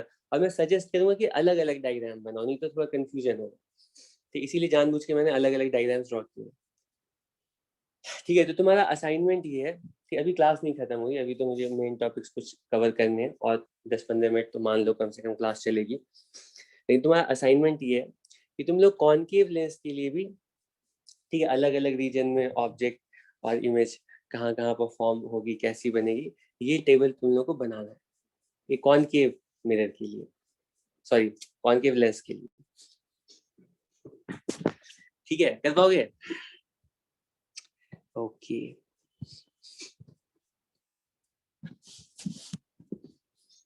ठीक, अब मैं जल्दी जल्दी, ठीक, थ्योरी वाले जो टॉपिक्स हैं, हाँ, ये वाला जो पॉइंट था ना, ये थोड़ा मतलब समझाने में थोड़ा, मतलब इसमें थोड़ा ज़्यादा टाइम लगता है, हालांकि इसमें कंटेंट तो बहुत थोड़ा सा है, जल्दी जल्दी बता दूंगा तो समझ में नहीं आएगा, ठीक, इसीलिए थोड़ा टाइम। अब मैं इसके आगे चल सकता हूँ, और नेक्स्ट टॉपिक है इसके बाद। देखो, एक लेंस के बारे में हमने क्वेश्चन बहुत ज्यादा ना किया, लेकिन अगर एक लेंस है तो उसके सामने ऑब्जेक्ट कहीं पर भी कैसे भी रहेगी, ठीक, इमेज कहाँ बनेगी, कैसे बनेगी, वो सब कुछ बता सकते हैं। और यही नहीं, मान लो एक लेंस दे दिया गया, मिरर दे दिया गया, और इन दोनों से रिफ्रैक्शन रिफ्लेक्शन के बाद फाइनल इमेज कहाँ पर बनेगी, ये इसके सामने लेंस के सामने कोई स्लैब रख दिया गया, ये सारे क्वेश्चंस अब हम कर सकते हैं। ठीक है, लेंस के सामने ऑब्जेक्ट रखने के बाद इमेज कहाँ पर बनेगी, ये सारे क्वेश्चन हम अच्छे से सॉल्व कर सकते हैं। अब इसके आगे चलते हैं, ये नेक्स्ट पॉइंट है थिन लेंसेस इन कॉन्टैक्ट।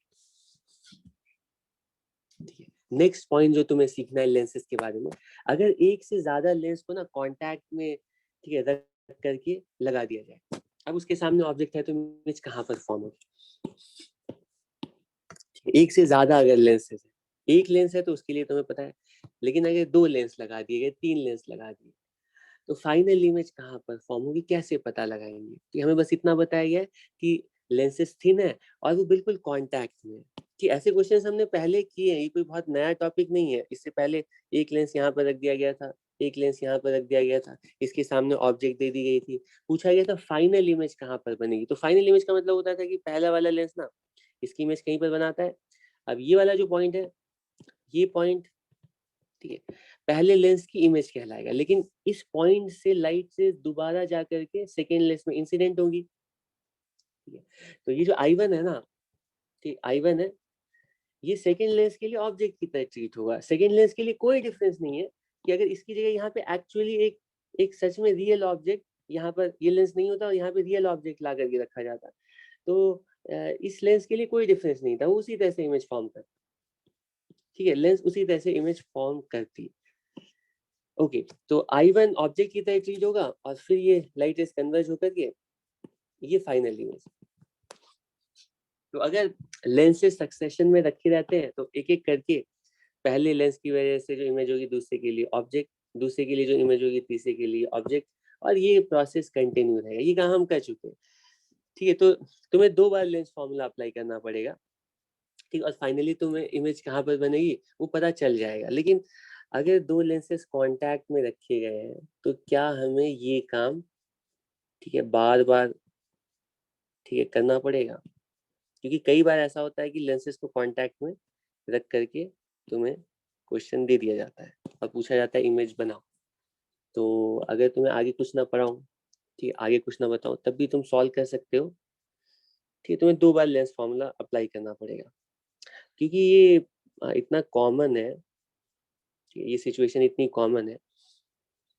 तो हम लोग क्या करते हैं इसके लिए ना, एक चाहते हैं कि रेडीमेड कुछ, ठीक है, कुछ रेडीमेड हमें फॉर्मूला मिल जाए। इसको कॉपी कर लेता हूँ।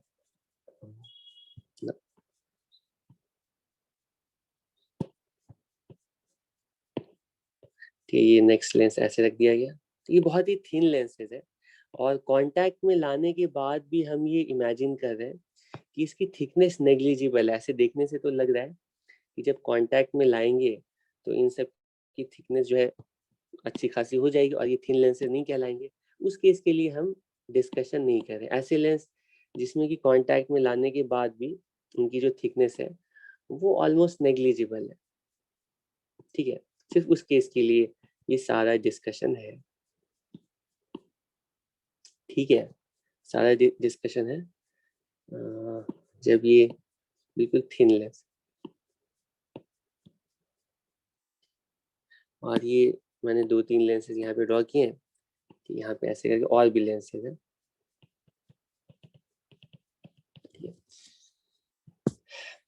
ठीक है, तो पॉइंट ये है कि अगर एक से ज्यादा लेंसेज कांटेक्ट में रखे गए हैं, उसके सामने एक ऑब्जेक्ट दे दिया गया है, उसकी इमेज, ये कॉम्बिनेशन ऑफ लेंस कहाँ पर इमेज बनाएगा? ठीक है, ओके, तो कैसे सॉल्व करेंगे? ठीक है, तो मैं एक काम करता हूँ, ये सॉल्व तो इसी क्वेश्चन को करना है, लेकिन मैं आसानी के लिए ना पहले से 2 लेंसेज की सिचुएशन ले लेता हूँ। मैं सबको साथ में भी कर सकता हूँ, इसमें कोई प्रॉब्लम नहीं है, लेकिन थोड़ी आसानी हो जाएगी तुम्हें समझाने में, इसलिए सिर्फ 2 लेंसेज लेते हैं। अगर 2 लेंसेज को कांटेक्ट में रखा है तो फाइनल इमेज कहाँ पर बनेगी? ठीक, ऑब्जेक्ट यहाँ पर रख दिया गया है, ठीक है, और इन दोनों की जो फोकल लेंथ्स है, इनके फोकस के जो कोऑर्डिनेट्स हैं, तो वो F1 स्टार है, ठीक है, और इसके लिए F2 स्टार है। ठीक है, तो ये F1, ये F2, क्या होगा? पहले लेंस पर लाइट इज फॉल करेंगी और पहला लेंस कहीं पर इमेज ऐसे करके बनाएगा। ये वाला जो पॉइंट है ये पहले लेंस के लिए इमेज है, और ये जो पहले लेंस के लिए इमेज है अंडरस्टूड है कि दूसरे ये जो रिफ्रैक्टेड लाइट रेज है, पहले इसको अगर तुम जूम करके देखोगे तो पहले लाइट रे के लिए जो रिफ्रैक्टेड लाइट रे वो दूसरे लेंस के लिए इंसिडेंट लाइट रे, यहाँ से एक ही लाइट और भी लाइट रे इस तरह से आ रही है ऑब्जेक्ट से। मैं सिर्फ 2 लाइट रे ड्रॉ कर रहा हूँ, उसमें से एक लाइट रे तो प्रिंसिपल एक्सिस वाली है, दूसरी लाइट रे ये है। तुम देख सकते हो कि जो पहले लेंस के लिए रिफ्रैक्टेड लाइट है वो दूसरे लेंस के लिए इंसिडेंट लाइट है। तो ये I1 will be treated as object for the second lens। ठीक है, उसके बाद क्या होगा, ये जो सेकेंड लेंस है ना वो क्या करेगा, लाइट को दोबारा चेंज करेगा, कन्वर्ज, अगर कन्वर्जिंग है तो कन्वर्ज करेगा, डाइवर्जिंग है तो डाइवर्ज करेगा, लेकिन लाइट रेस की डायरेक्शन को चेंज करेगा और फाइनल इमेज कुछ यहाँ पर बनेगी। हमें पता लगाना है कि फाइनल इमेज कहाँ पर बनेगी, कैसे पता लगाएंगे, कैसे पता लगाएंगे बताओ, कि कैसे पता लगाएंगे। तो कोई प्रॉब्लम नहीं है, पहले आई की पोजीशन निकाल लेते हैं, फिर उसके बाद आई ऑब्जेक्ट मान करके, ठीक है, सेकेंड लेंस के थ्रू आई, तो पहले I1 की पोजीशन निकाल लेते हैं, ठीक है, फर्स्ट लेंस की इमेज की पोजीशन निकाल लेते हैं, फर्स्ट लेंस पर लेंस फॉर्मूला अप्लाई करके, फिर I1 को ऑब्जेक्ट मान करके सेकेंड लेंस के लिए लेंस फॉर्मूला अप्लाई करके फाइनल इमेज I2 की पोजीशन पता चल जाएगी। ठीक है, तो पहले फर्स्ट लेंस के लिए लेंस फॉर्मूला लिखते हैं 1/v minus 1/u equals 1/f।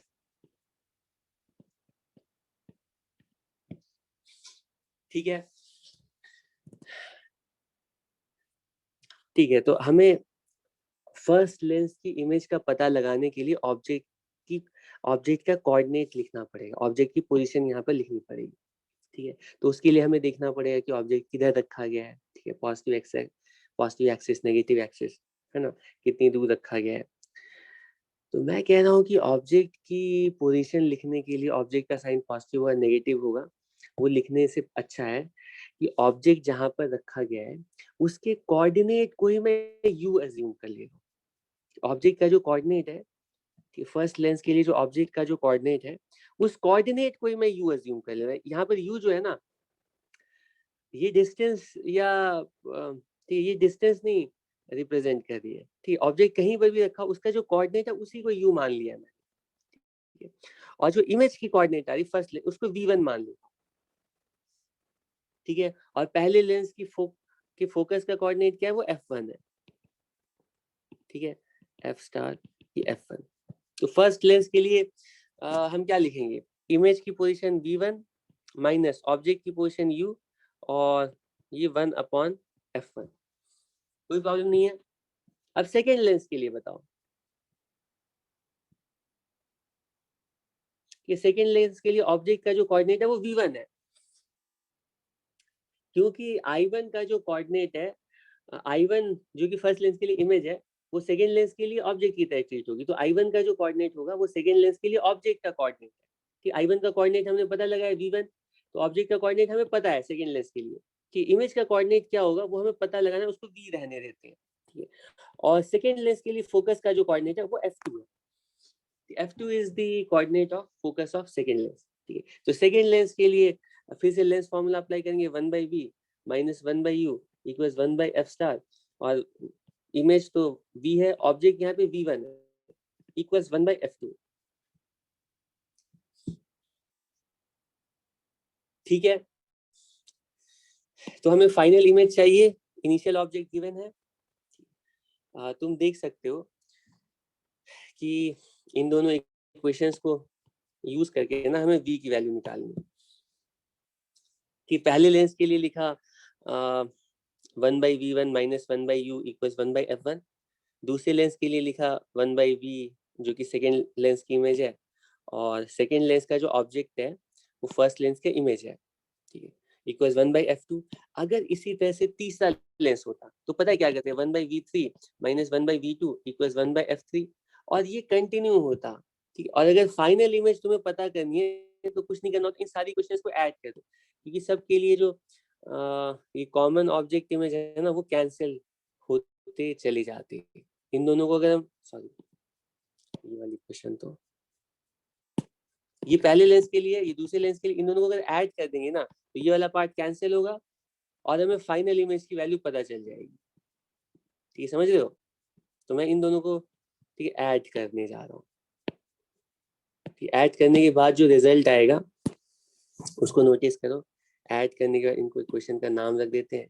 Equation 1 है, इक्वेशन 2 है, और 1 + 2 इनको ऐड करेंगे तो 1/v 1/f1 + 1/f2। ठीक है,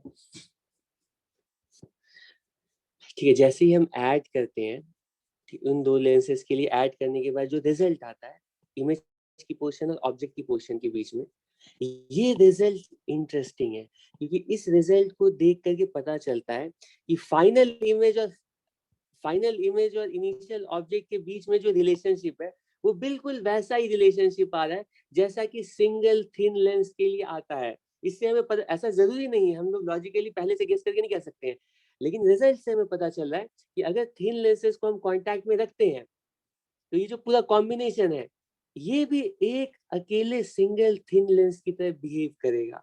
कैसे पता चला? क्योंकि इसमें ऑब्जेक्ट इमेज का रिलेशनशिप वैसा ही आ रहा है, 1/v 1 - 1/u। माइनस आने का मतलब ये भी सिंगल थिन लेंस की तरह बिहेव कर रहा है। ये एक अकेले थिन लेंस की तरह बिहेव करेगा जिसकी फोकल लेंथ, ठीक है, जिसकी फोकल लेंथ वो 1/f1 + 1/f2 से निकालेंगे। ठीक है, तो हम इसको हम क्या करते हैं ना, हम बोलते हैं ये जो कॉम्बिनेशन है ना, ये 1/f इफेक्टिव, ठीक है, 1/f कॉम्बिनेशन, ठीक, इस कॉम्बिनेशन के लिए फोकल लेंथ। और थिन लेंसेज को अगर कांटेक्ट में रखते हैं तो तुम्हें ये अलग अलग 2 बार ये लेंस फार्मूला अप्लाई करने की जरूरत नहीं है। तुम इन दोनों, इस कॉम्बिनेशन को एक लेंस मानोगे। ठीक है, बस मानोगे इसकी जो फोकल लेंथ है ना वो चेंज हो गई है, और अब उसकी फोकल लेंथ कितनी है? ठीक है, 1/f इक्विवेलेंट, इसको इक्विवेलेंट लिखेंगे तो ज्यादा अच्छा है। ये कितना होगा? ये होगा पहले लेंस के लिए फोकल लेंथ देखो, दूसरे लेंस के लिए फोकल लेंथ देखो, और जितने भी लेंसेज हैं उन सब के लिए उनके रेसिप्रोकल को ऐड कर दो। ये कॉम्बिनेशन के लिए फोकल लेंथ की वैल्यू बताएगी। ठीक है, इसका मतलब है कि अगर थिन लेंसेज को ठीक कंबाइन करते हैं, 2 हो या 2 से ज्यादा भी हो, तो इस पूरे कॉम्बिनेशन को तुम एक लेंस मान करके इमेज की पोजीशन निकाल सकते हो। बस इसके लिए इक्विवेलेंट तुम्हें फोकल लेंथ निकालनी पड़ेगी। वो कैसे निकालेंगे? 1/f equivalent equals 1/f1 1/f2 1/f3, इस तरह से। इसमें कोई प्रॉब्लम नहीं है? ठीक है, तो कॉम्बिनेशन का ये बहुत ही पॉपुलर रिजल्ट आया है कि अगर हमारे पास एक से ज्यादा लेंस आते हैं तो हमें कुछ नहीं करना होता है कि उन सारे लेंसेज के लिए फोकल लेंथ जो है ना उनके रेसिप्रोकल को ऐड कर देंगे और इक्विवेलेंट फोकल लेंथ के रेसिप्रोकल की वैल्यू हमें पता चल जाएगी। ठीक है। ठीक है, अब इसमें एक, ठीक है, बहुत ही पॉपुलर फेमस टर्म आता है, वो कहलाता है पावर ऑफ अ लेंस। ये अभी तक मैंने इंट्रोड्यूस नहीं किया था। मिरर के लिए भी पावर हम डिफाइन करते हैं, लेकिन अभी लेंस के बारे में सोचते हैं कि पावर ऑफ अ लेंस का मतलब क्या है। ये तुम्हें बताया जा चुका है कि लेंस का पर्पस होता है कि लाइट रेज को ठीक कन्वर्ज या डाइवर्ज करना। ठीक, लेंस का पर्पस यही है, कन्वर्ज या डाइवर्ज करना। ठीक है, तो लेंस की पावर हम कैसे डिफाइन करेंगे? ठीक, अगर मान लो ये स्लैब है, रेक्टेंगुलर स्लैब होता है, तो स्लैब क्या करता है ना, अगर ये सरफेसेस प्लेन होते हैं तो इसके पास कन्वर्जेंस की या डाइवर्जेंस की कैपेसिटी नहीं है। ये पैरेलल लाइट रेज सेंटर में पैरेलल लाइट रेज ही बाहर आएगी। ठीक है, तो हम बोलेंगे इसके पास कोई पावर नहीं है। ठीक है, तो ये लेंस लाइट रेज को कितना ज्यादा कन्वर्ज कर रहा है, ठीक, कितना ज्यादा कन्वर्ज या डाइवर्ज कर रहा है, वो उतना ही ज्यादा पावरफुल लेंस कहलाएगा। ठीक, एग्जांपल के लिए मान लो हमारे पास लेंस कुछ, ये पहला लेंस है, ये दूसरा लेंस कुछ यूं है। ठीक, इसके मटेरियल की रिफ्रैक्टिव इंडेक्स ज्यादा है, मान लो इसका कर्वेचर भी बढ़ा दिया, अंडरस्टूड है। अगर हम पैरेलल लाइट रेज को पहले लेंस पे सेंड करेंगे तो ये कहीं दूर जा करके इन लाइट रेज को कन्वर्ज कर पाएगा। ठीक है। और अगर दूसरा लेंस है, ठीक, इसकी कन्वर्जेंस की कैपेसिटी ज्यादा है, ये ज्यादा पावरफुल लेंस है, ये ज्यादा लाइट रेज को पहले के कंपैरिजन में कन्वर्ज कर, ये थोड़ा पास ही सारी लाइट रेज को कन्वर्ज कर देंगे। इस वाले लेंस की जो पावर है ना, वो हम बोलेंगे ज्यादा है, इस वाले की लेंस की जो पावर है वो कम है। ठीक है, ओके। ठीक है, ये सब पावर जो है ना, अभी हम लोग रिफ्रैक्शन पढ़ेंगे। अगर तुम लोग मान लो, ठीक है, बाई चांस ऑप्थो में चले जाते हो, रिफ्रैक्शन तुम्हारा, ठीक है, मेन पार्ट होगा। ठीक है, तुम, ठीक, लेंस कैसा लगाना है, ठीक, किस टाइप का लगाना है, कितनी पावर का लगाना है, वो तुम्हें डिसाइड करना पड़ेगा। ठीक है, तो पावर, लेंस की पावर क्या होती है अभी तुम्हें, ठीक है, पहली बार तुम देख रहे होगे। लेंस की पावर का मतलब होता है कन्वर्जेंस कैपेसिटी, या इसको प्रॉपर्ली बोलेंगे कन्वर्जेंस और डाइवर्जेंस कैपेसिटी। अगर कोई लाइट रे को ज्यादा डाइवर्ज कर रहा है तो वो, ठीक है, ज्यादा पावरफुल है, ज्यादा कन्वर्ज कर रहा है, ज्यादा पावरफुल है। तो पावर हम डिफाइन कैसे करते हैं, कैसे डिफाइन करना चाहिए, ये अंडरस्टूड है कि अगर कन्वर्जेंस कम होगी तो फोकल लेंथ ज्यादा होगा, और कन्वर्जेंस ज्यादा होगी तो फोकल लेंथ कम होगा। तो हम लोग पावर को डिफाइन करते हैं कि इनवर्स ऑफ फोकल लेंथ। ठीक है, फोकल लेंथ जितनी कम है पावर उसकी उतनी ज्यादा होगी। लेंस की फोकल लेंथ पता है, डायरेक्टली हम उसकी पावर बता सकते हैं, और पावर हम डिफाइन करते हैं इनवर्स ऑफ फोकल लेंथ से। ठीक है, तो तुम्हें ये समझ में आ रहा होगा, फोकल लेंथ जितनी कम है उतनी ज्यादा उस लेंस की पावर कहलाएगी। कैसे मेजर करेंगे, क्या यूनिट होगा, तो फोकल लेंथ की तो यूनिट मीटर, सेंटीमीटर, वो जैसे भी क्वेश्चन में दिया जा सकता है, लेकिन एसआई यूनिट में लेंस की पावर की यूनिट हम डिफाइन करते हैं कि अगर तुम फोकस को, फोकल लेंथ को इन मीटर रखते हो, कि याद रखना है कि एफ जो है ना, कि लेंस की फोकस का कोऑर्डिनेट है। ठीक है, और इसके बाद जो फाइनल, अगर मीटर में फोकल लेंथ को रखते हो तो पावर की जो यूनिट आती है, ठीक है, फाइनल यूनिट, ये कैसे आती है, इन, जब बचपन में पढ़ा होगा तुमने, डायोप्टर, और उसको कैपिटल डी से डिनोट करते हैं। कि मान लो तुम्हारे पास कोई लेंस है, उसकी फोकल लेंथ मान लो 20 सेंटीमीटर है, पूछा जा रहा है कॉन्वेक्स लेंस है, ठीक है, तो उसके लिए फोकस का कोऑर्डिनेट हम लिखेंगे +20। ठीक है, हाँ, तुम पूछ सकते हो कि ये तो एक्सिस पर डिपेंड करता है। ठीक है, तो मैं मान रहा हूँ कि मान लो जिस साइड फोकस है ना, उसी को पॉजिटिव हमने माना हुआ। ठीक है, देखो अभी तक मैं जैसे साइन कन्वेंशन लेके चल रहा हूँ, बिल्कुल वैसे ही फॉलो करके तुम्हें क्वेश्चन सॉल्व करने हैं। ठीक है, तुम्हें मैं बता चुका हूँ कि फोकस का कोऑर्डिनेट किधर होता है वो तुम्हें देखना पड़ेगा, और सेकेंडरी फोकस का कोऑर्डिनेट किधर होता है वो तुम्हें देखना पड़ेगा। और लेंस फॉर्मूले में एफ का मतलब सेकेंडरी फोकस का एक्स कोऑर्डिनेट है। ठीक है, जहां पर भी फोकस पॉइंट, जहां पर भी सेकेंडरी फोकस पॉइंट आएगा लेंस फॉर्मूले में, उसका कोऑर्डिनेट लिखना पड़ेगा, वो किधर भी हो सकता है। और उसका कोऑर्डिनेट लिखने के लिए तुम एक्सिस चूज करने के लिए फ्री हो। ये जरूरी नहीं कि जिधर लाइट जा रही उधर ही तुम्हें पॉजिटिव एक्स एक्सिस मानना है, उसके ऑपोजिट तुम एक्सिस किधर भी चूज करो। ये तो बिल्कुल बेसिक ऑफ कोऑर्डिनेट ज्योमेट्री है। तुम अगर इधर भी चूज करते हो ना, सेम रिजल्ट आएगा, बस जो फाइनल इमेज की पोजीशन आएगी तुम्हारे एक्सिस के अकॉर्डिंग आएगी। ठीक है, तो एक्सिस चूज करने से कोई प्रॉब्लम नहीं है। ठीक है, तुम कैसे भी चूज कर सकते हो, तुम्हारा आंसर सही आएगा। लेकिन हर एक टर्म क्या रिप्रेजेंट करता है वो अच्छे से पता होना चाहिए। कि मिरर के लिए फोकस के कोऑर्डिनेट में कोई एम्बिगिटी नहीं है, लेकिन लेंस के लिए सेकेंडरी फोकस पॉइंट तुम्हें पहले ढूंढना पड़ेगा। वो तुम ऐसे नहीं बता सकते हो, तुम बोलोगे सेकेंडरी फोकस इधर ही होगा, नहीं नहीं, वो तो लाइट रेस को देख करके पता चलेगा। ठीक है, क्योंकि लाइट रे अगर इधर से आ रही तो हमेशा सेकेंडरी फोकस इधर, अगर लाइट रे इधर से आती तो इस केस में हम सेकेंडरी फोकस इधर राइट में नहीं बोलते, लेफ्ट में बोलते। एनीवे, तुम पर्टिकुलर क्वेश्चन में जा करके सेकेंडरी फोकस अपने लेंस का पता करोगे कहाँ पर है, ठीक है, और जहाँ पे सेकेंडरी फोकस होगा उसी का कोऑर्डिनेट अपने लेंस फॉर्मूले में लिखोगे, बाकी तुम्हारा रिजल्ट सेम आएगा। ये तुम्हारे बुक्स, जितने भी स्टैंडर्ड बुक्स है उसमें कन्वेंशन का रूल बताया हुआ है, तो मैं उसको बाद में एक लास्ट में एक्सप्लेन कर दूंगा कि वो क्या है। हालांकि उसकी कोई जरूरत नहीं है, लेकिन वो तुम्हें बाद में एक बार समझा दूंगा। ठीक, अभी तुम्हें क्वेश्चन सॉल्व करने के लिए जो मैंने कन्वेंशन बताए हैं उन्हीं को एज सच फॉलो करना है। हाँ, तो ये फोकल लेंथ की वैल्यू मान लो 20 सेंटीमीटर, तो फोकल लेंथ ना पहले में मीटर में निकालना पड़ेगा। ये फोकल लेंथ मीटर में कितना आएगा, ये अपॉन 100, ये 1/5, ये 1/5 मीटर, ठीक है, 0.2 मीटर। तो पावर की वैल्यू पता है कितनी लिखेंगे, 1/f, ये वैल्यू होगी +5 डाउट, ठीक है, +5 डाउट। कि मान लो तुम्हारे पास +2.5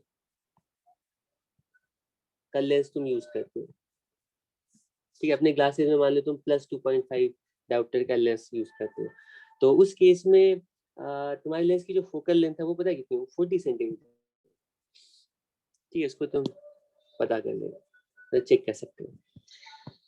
ओके, वेरी वेल, ठीक है। तो जैसे ही हमने पावर ऑफ लेंस डिफाइन किया, तो इमीडिएटली कॉम्बिनेशन ऑफ लेंस वाले रिजल्ट से, ठीक है, हमें पावर के टर्म्स में भी रिजल्ट आता है कि जब हम थिन लेंसेज को कंबाइन करते हैं तो डायरेक्टली उनके जो पावर्स होते हैं वो इंडिविजुअल पावर्स के सम के इक्वल हो जाता है। और ये समझना कोई मतलब प्रॉब्लमेटिक नहीं होना चाहिए, क्योंकि जब हम लेंसेज को कंबाइन करते हैं तो ये अंडरस्टूड है कि जैसे ही तुमने लेंस को कंबाइन करके सेंड किया कि इस तरह से लेंसेज को कंबाइन करके सेंड किया। अच्छा, यहाँ पे एक क्वेश्चन तुम पूछ सकते थे कि यहाँ मतलब पहले लेंस के लिए ऑब्जेक्ट इमेज फोकस का कोऑर्डिनेट हम पहले लेंस के ऑप्टिकल सेंटर के रेस्पेक्ट में लिखेंगे, दूसरे लेंस के लिए ऑब्जेक्ट इमेज का कोऑर्डिनेट दूसरे लेंस के ऑप्टिकल सेंटर के रिस्पेक्ट में लिखेंगे। लेकिन क्योंकि ये दोनों लेंसेज बिल्कुल थिन है तो ये दोनों पॉइंट कोइंसाइड कर रहा है, तो पहले लेंस के लिए जो कोऑर्डिनेट होगा इन पॉइंट्स का वही कोऑर्डिनेट दूसरे लेंस के लिए भी होगा कि if the lenses are thin. Thin नहीं है तो तुम्हें अलग अलग, थिन नहीं है तो उसका फॉर्मूला ये 1/v 1/u नहीं होता है, उसके लिए तो तुम्हें रिफ्रैक्शन का फॉर्मूला अप्लाई करना पड़ेगा। और अगर कंबाइन करने के बाद लेंसेज की थिकनेस ज्यादा हो गई है, इनके ऑप्टिकल सेंटर कोइंसाइड नहीं कर पा रहे हैं, तो तुम्हें अलग अलग दोनों के लिए लेंस फार्मूला अप्लाई करके क्वेश्चन को सॉल्व करना पड़ेगा। लेकिन अगर अगर ठीक है थिन लेंसेज है कांटेक्ट में, तो हम यहाँ पर बोल सकते हैं ये इस तरह से, इसको थोड़ा दूर में जानबूझ के ड्रॉ करना, तुम इमेजिन करोगे बिल्कुल पास है। ये समझना ज्यादा डिफिकल्ट नहीं है कि जब दोनों लेंसेज को हम कंबाइन करेंगे ना, तो ऐसे पैरेलल लाइट रेज आ रही है, इस तरह से पैरेलल लाइट रेज आ रही है, पहला वाला लेंस लाइट रेज को कन्वर्ज करेगा, दूसरा लेंस भी कन्वर्जिंग, दोनों लेंस ठीक है और ज्यादा लाइट रे को और ज्यादा कन्वर्ज करेंगे मिल करके, और इनकी फोकल लेंथ और कम हो जाएगी। कि जब लेंसेज को हम कंबाइन करेंगे ना तो इनकी कन्वर्जेंस ऐड होती जाएगी, पावर ऐड होनी चाहिए। तो पहले की पावर मान लो +5 है, दूसरे की +5 है, मतलब दोनों मान लो 20 सेंटीमीटर का लेंस है, ठीक है, तो पहले की पावर भी 5 +5 है, दूसरे की +5 है, दोनों को जब कंबाइन करेंगे तो जो इक्विवेलेंट पावर होगी ना, इक्विवेलेंट पावर होगी वो +10 के इक्वल हो जाएगी, ठीक है, जिसका मतलब है इक्विवेलेंट फोकल लेंथ 10 सेंटीमीटर हो जाएगी। पहला वाला 20 पर करता और उसको और कन्वर्ज करके दूसरा वाला ना वो 10 पर ले आएगा। ठीक, ये पॉइंट समझ में आ रहा है? ठीक, मान लो हमारे पास कॉनकेव लेंस है, ठीक, मान लो हमारे पास कॉनकेव लेंस है इस तरह से, इसकी पावर पूछी गई है, ठीक, तो इसके लिए पावर जब कैलकुलेट करेंगे तो इसके लिए फोकस का कोऑर्डिनेट नेगेटिव, ठीक है, और पावर की वैल्यू ना कॉनकेव लेंस के लिए नेगेटिव आएगी। तो अगर मान लो 20 सेंटीमीटर इसके लिए कॉनकेव के लिए मान लो फोकल लेंथ की वैल्यू 20 सेंटीमीटर है, तो कॉनकेव लेंस के लिए जो पावर वो -5 डायोप्टर आएगी। -5 का मतलब क्या है कि वो लाइट रेज को कन्वर्ज नहीं, उसका उल्टा डाइवर्ज कर रहा है, ठीक है, 5 डायोप्टर से डाइवर्ज कर रहा है, ठीक है। अब मेरा क्वेश्चन है कि मान लो एक कॉनकेव लेंस -5 डायोप्टर का, एक कॉन्वेक्स लेंस +5 डायोप्टर का, इन दोनों को हम कंबाइन कर देते हैं, तो दोनों के लिए इक्विवेलेंट पावर कितनी होगी, कि एक +5 है, ये +5 है, और ये -5 है। ठीक है, तो पहला वाला जो लेंस है जितना कन्वर्ज करेगा ना एग्जैक्टली उतना ही दूसरा वाला लेंस डाइवर्ज कर देगा। ठीक है, तो ये होगा क्या कि ये फाइनली जो लाइट रेज है ना वो बिल्कुल पैरेलली बाहर निकल जाएंगे, ये स्लैब की तरह बिहेव करेगा अगर दोनों की पावर सेम है, ये +5 है -5। ठीक है, तो कॉम्बिनेशन में हमें देखना पड़ेगा, अगर मान लो ऑपोजिट नेचर के लेंसेज हैं, एक कन्वर्जिंग है डाइवर्जिंग है, तो देखिए कौन सा ज्यादा पावरफुल है। अगर मान लो 10 डायोप्टर का कन्वर्जिंग लेंस है, 5 डायोप्टर का डाइवर्जिंग लेंस है, तो ओवरऑल ये कन्वर्जिंग लेंस की तरह बिहेव करेगा। और इसकी ओवरऑल ये मान लो +10 है, ये मान लो -4 है, तो ये दोनों मिल करके ना +6 डायोप्टर की तरह बिहेव करेंगे। ठीक है, तो बहुत सारे लेंसेज है सीरीज में, तो उनको भी तुम देख लोगे कि उसमें से ओवरऑल ठीक है कन्वर्जेंस ज्यादा होगी डाइवर्जेंस ज्यादा होगी, उसी के अकॉर्डिंग फाइनल पावर और final focal length, final equivalent focal length of the combination आएगी। यहाँ तक किसी को कोई प्रॉब्लम है तो बताओ। अब मैं क्वेश्चंस लेने जा रहा हूँ, क्योंकि थ्योरी में तो इसके अलावा और कुछ मुझे लेंसेज के लिए हाँ एक पॉइंट बताना है, सिल्वरिंग ऑफ लेंस वाला एक लास्ट टॉपिक है, बाकी लेंस कॉम्बिनेशन में ही डिस्कस कर लिया। अब इससे मैं क्वेश्चंस लेने जा रहा हूँ। अब यहाँ थ्योरी से कोई अगर क्वेश्चन पूछना है तो अभी पूछ लो मुझसे।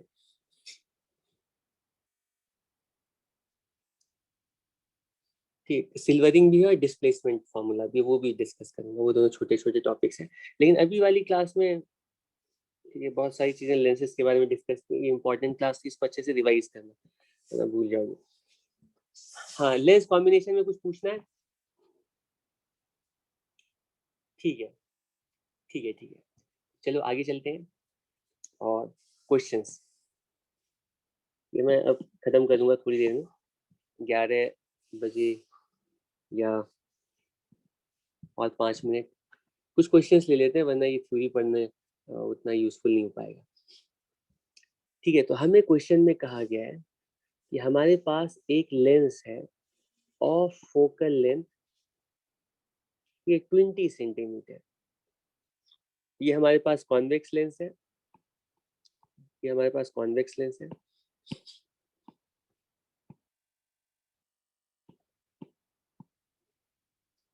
और इसकी जो फोकल लेंथ है ये बता दी गई है 20 सेंटीमीटर। ठीक है, कोई प्रॉब्लम नहीं है।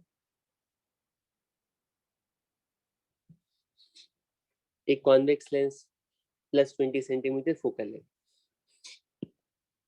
ठीक है, अब क्वेश्चन में कहा गया है कि हम क्या करते हैं ना, क्या कहते हैं, इसको 2 पार्ट में कट करते हैं बिल्कुल इक्वली, इसको इस तरह से 2 इक्वल पार्ट्स में ऐसे कट कर देते हैं। ये तो कट करने के बाद इस लेंस का 2 पार्ट बनेगा। ठीक है, इसको मैं 2 पार्ट बनाता हूँ। क्वेश्चन में पूछा गया है कि इन दोनों पार्ट्स की फोकल लेंथ कितनी कितनी होगी।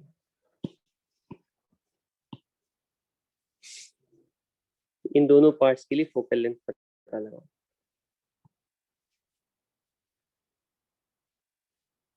सॉल्व करो।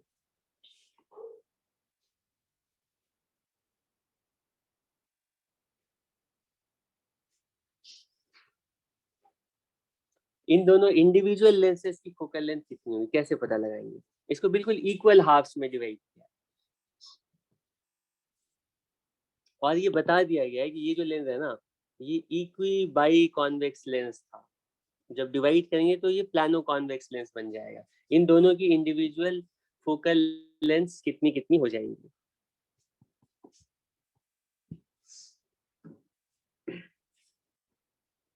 कैसे सॉल्व करेंगे? एक तरीका तो तुम्हारे पास पहले की तरह वो लेंस मेकर फॉर्मूला तो है ही कि लेंस मेकर फॉर्मूला से तुम सॉल्व कर सकते हो कि लेंस मेकर फॉर्मूला से हमें किसी भी लेंस की फोकल लेंथ पता करने के लिए बस उसके दोनों सरफेसेस का कर्वेचर चाहिए और रिफ्रैक्टिव इंडेक्स चाहिए। ठीक है, तो पहले ये कंबाइंड लेंस के लिए, इस कंप्लीट लेंस के लिए हमें फोकल लेंथ दी गई है, मतलब कर्वेचर और रिफ्रैक्टिव इंडेक्स दी हुई है, ठीक है।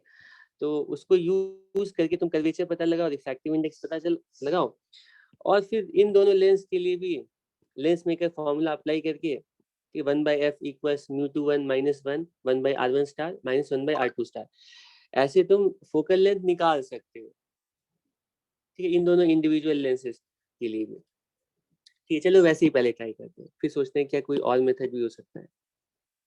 अगर तुम्हें नहीं पता है कुछ तो लेंस मेकर फॉर्मूला तो है ना, पहले केस में क्या लिखेंगे, इन दोनों केसेस के लिए ना ऐसा करते हैं कि हम ये पॉजिटिव एक्स एक्सिस है और ये पॉजिटिव एक्स एक्सिस है, ठीक है। पहले केस में क्या लिखेंगे, 1/20 + 20 इक्वल्स μ21, ये लेंस की रिफ्रैक्टिव इंडेक्स मान लो म्यू है तो 21 लिखने की जरूरत नहीं है, बाहर एयर है मान लो, ये लिखेंगे 1 बाई पहले सरफेस का के रेडियस के सेंटर ऑफ कर्वेचर कोऑर्डिनेट, तो वो लिखेंगे, वो कहीं यहाँ पर लाई करेगा, प्लस r माइनस दूसरे वाले इस वाले सरफेस का जो कर्वेचर होगा वो लिखेंगे माइनस r। चेक करो lens formula, lens maker formula क्योंकि कई बार अप्लाई कर चुका हूँ तो उसमें कोई प्रॉब्लम नहीं है। दोनों के सेंटर ऑफ कर्वेचर में यहाँ पे ऐसे ड्रॉ नहीं कर रहा हूँ C1 C2, लेकिन तुम्हें वो सरफेस देख करके पता चल रहा है, ठीक है। तुम्हें पता चलेगा 1/20 इसकी वैल्यू आ रही है μ-1, ठीक है, 2/r, ठीक है। ये हमें ये कंप्लीट लेंस के थ्रू ये इंफॉर्मेशन हमें पता है, म्यू और आर की वैल्यूज पता है इस तरह से। अब हम इस कटे हुए लेंस के लिए लेंस मेकर फॉर्मूला अप्लाई करते हैं, क्या लिखेंगे, यहाँ पर लिखेंगे 1/f लेंस मेकर फॉर्मूला से μ-1, क्योंकि ये दोनों तो सेम मटेरियल का है, 1 पहले सरफेस का सेंटर ऑफ कर्वेचर का कोऑर्डिनेट तो प्लस r आएगा, माइनस लेकिन दूसरा सरफेस जो है ना वो प्लेन है तो उसको हम इन्फिनिटी लिखेंगे, तो ये जो वैल्यू आएगी μ-1 अपॉन r के इक्वल, और पहली वाली इक्वेशन से तुम μ-r की वैल्यू 1/40, ठीक है, लिख सकते हो, तो तुम्हें पता चलेगा कि f की वैल्यू 40 सेंटीमीटर हो जाएगी, ठीक है।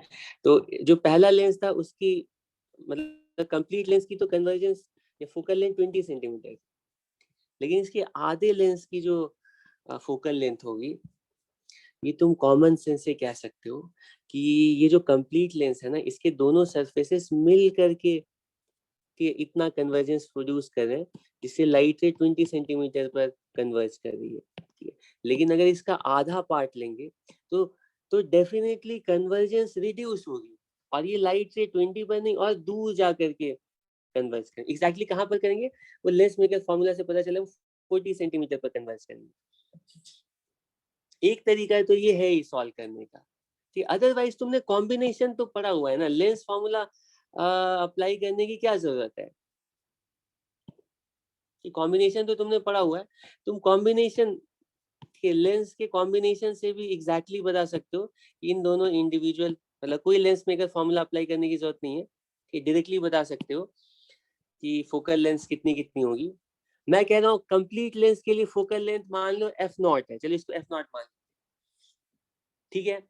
इन दोनों लेंसेज की फोकल लेंथ कितनी कितनी होंगी, ऐसे तो अब तुम थोड़ा गेस कर पा रहे हो कि कन्वर्जेंस रिड्यूस होगी तो फोकल लेंथ इन दोनों की ज्यादा होनी चाहिए f0 से, ठीक, कितनी कितनी होगी हमें पता नहीं है, लेकिन इतना तो कह सकते हैं ना क्योंकि दोनों आइडेंटिकल लेंस है, इसकी फोकल लेंथ जितनी होगी उतनी फोकल लेंथ दूसरे की भी होगी, दोनों की फोकल लेंथ सेम है, ठीक है। सिमेट्री से बोल सकते हैं ना इन दोनों की फोकल लेंथ क्योंकि दोनों आइडेंटिकल है बिल्कुल सेम होगी। अब अगर इन दोनों को ज्वाइन कर देते हैं तो ज्वाइन करने का मतलब है हम थिन लेंसेज को कंबाइन कर रहे हैं, और कंबाइन करने के बाद इक्विवेलेंट फोकल लेंथ की वैल्यू हमें निकालनी आती है, और यहाँ पर वो f0 के इक्वल है, ठीक है। हम लिखेंगे कॉम्बिनेशन का फॉर्मूला अप्लाई कर, इन दोनों को ऐड करने के बाद जो इक्विवेलेंट फोकल लेंथ आनी चाहिए वो f0 होनी चाहिए, पहले की f डैश है 1/f dash plus 1/f dash, ये वैल्यू होनी चाहिए इक्विवेलेंट फोकल लेंथ के इक्वल, और वो क्वेश्चन में गिवन है वो f0 ऑलरेडी है, ठीक, तो तुम एक बार में डायरेक्टली ना देख करके f डैश की वैल्यू निकाल, वो 2f0 आती है, तो ये 20 है तो 40 इसकी डबल होगी ये तो फोकल लेंथ, इसमें किसी को कोई प्रॉब्लम है? बताओ। Next question. कि तुम लोग थक तो नहीं गए हो? तुम लोग बताओ, इसको कंक्लूड करूं या लेंस के एक दो एग्जांपल्स और लेने हैं, वो करके खत्म करते हैं, फिर नेक्स्ट टाइम में कॉम्बिनेशन का क्वेश्चन नहीं लेना पड़ेगा। बताओ जरा। थक गए हो तो अभी कंक्लूड कर दूंगा। सर खत्म कर देना। ये डिफिकल्ट तो नहीं लग रहा है? डिफिकल्ट लग रहा है? ठीक, कुछ नहीं बोलने का मतलब है डिफिकल्ट लग रहा है। No sir. ठीक है, तो इस बार हम फिर से प्लेन से कट कर रहे हैं और लेंस को 3 पार्ट में कट करें, 1 2 3। क्वेश्चन में कहा गया इन तीनों पार्ट्स का फोकल लेंथ कितना कितना होगा अगर कंप्लीट लेंस के लिए फोकल लेंथ 20 सेंटीमीटर है। बताओ।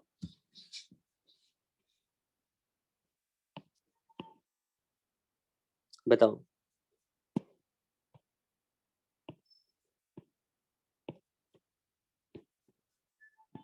इन तीनों की फोकल लेंथ कितने कितने होंगे, बता सकते हो? इस बार तुम्हें क्या लग रहा है, क्या होना चाहिए? पहला वाला लेंस हो गया हमारा।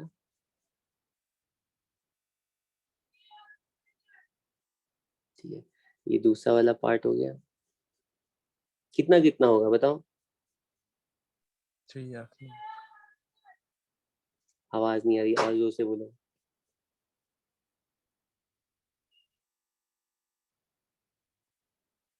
इन तीनों पार्ट्स का बताओ फोकल लेंथ कितना कितना होगा। 5 मिनट में आ रहा हूं। बताओ। अरे मैं बता रहा हूँ। तुम लोग बहुत धीरे बोल रहे, मुझे समझ में नहीं आ रहा, तुम सॉल्व कर पा रहे तुम। 1 के लिए कितना होगा फोकल लेंथ?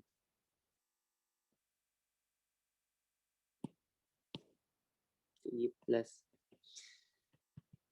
देखो ऑब्वियसली लेंस की जो फोकल लेंथ या लेंस की जो कन्वर्जेंस है वो डिपेंड करती है मटेरियल पर और सरफेसेस पर। तो सरफेसेस अगर देखोगे ना, तो ये वाला जो लेंस है, और अगर इसको आधा बिल्कुल कट किया था, इस आधे वाले लेंस के लिए और इस लेंस में ऑप्टिकली कोई डिफरेंस नहीं है, क्योंकि सरफेस का कर्वेचर भी सेम है और मटेरियल की रिफ्रैक्टिव इंडेक्स भी सेम है। ठीक है, तो इसमें ये वाला जो लेंस है ना, और ये वाला लेंस, इनकी रिफ्रैक्टिव इंडेक्स सॉरी इनकी फोकल लेंथ तो बिल्कुल वही आएंगी जो कि पिछले केस में आई थी, क्योंकि इनका सरफेस, इनका कर्वेचर सेम है जितनी की पिछले केस में था। ठीक है, तो इनके लिए फोकल लेंथ डायरेक्टली 2f0। तुम पूछोगे इसका फिर क्या होगा? अरे ये तो स्लैब हो गया, और रेक्टेंगुलर स्लैब की फोकल लेंथ इंफिनिटी पावर 0 होता है, क्योंकि इसके सरफेसेस, इसके सरफेसेस जो है ना, ये फ्लैट सरफेस है, ये कोई कन्वर्जेंस थोड़ी प्रोड्यूस करेगा। ये बीच में तो स्लैब तुमने निकाल दिया, इसकी फोकल लेंथ 0। आप कॉम्बिनेशन का फॉर्मूला भी अगर लगाते हो तो equivalent focal 1/2f0 plus 1/0, sorry focal length तो इसकी इंफिनिटी बोलनी पड़ेगी, ठीक है, और पावर इसकी 0 बोलनी पड़ेगी, तो 1/∞ प्लस 1/2f0, ये 1/f0 के इक्वल ही आएगा। इसमें कोई प्रॉब्लम नहीं है। ठीक है, अब इसमें दूसरी प्रॉब्लम, मतलब दूसरी इसमें दूसरे टाइप का इसमें क्वेश्चन बनाया जाता है। बोला जाता है कि ये तुम्हारे पास लेंस है, ठीक है, और इस बार हम क्या कर रहे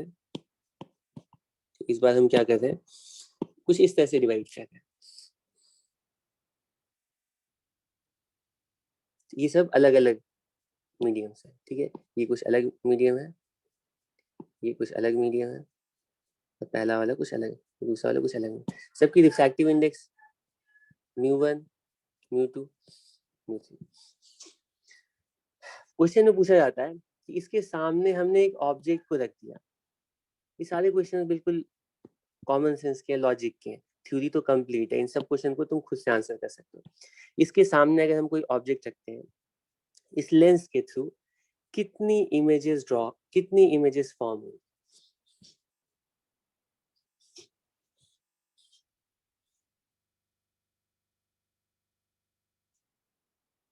कितनी इमेजेस फॉर्म होंगी?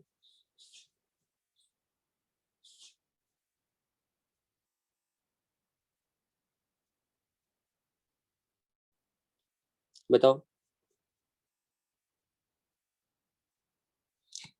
देखो ये पहले भी हम डिस्कस कर चुके हैं कि हमारे पास अगर कंप्लीट मिरर है, ठीक है, या मिरर का कोई पार्ट है, ठीक है, इन दोनों केसेस के लिए वहीं पर इमेज फॉर्म हो, ठीक है।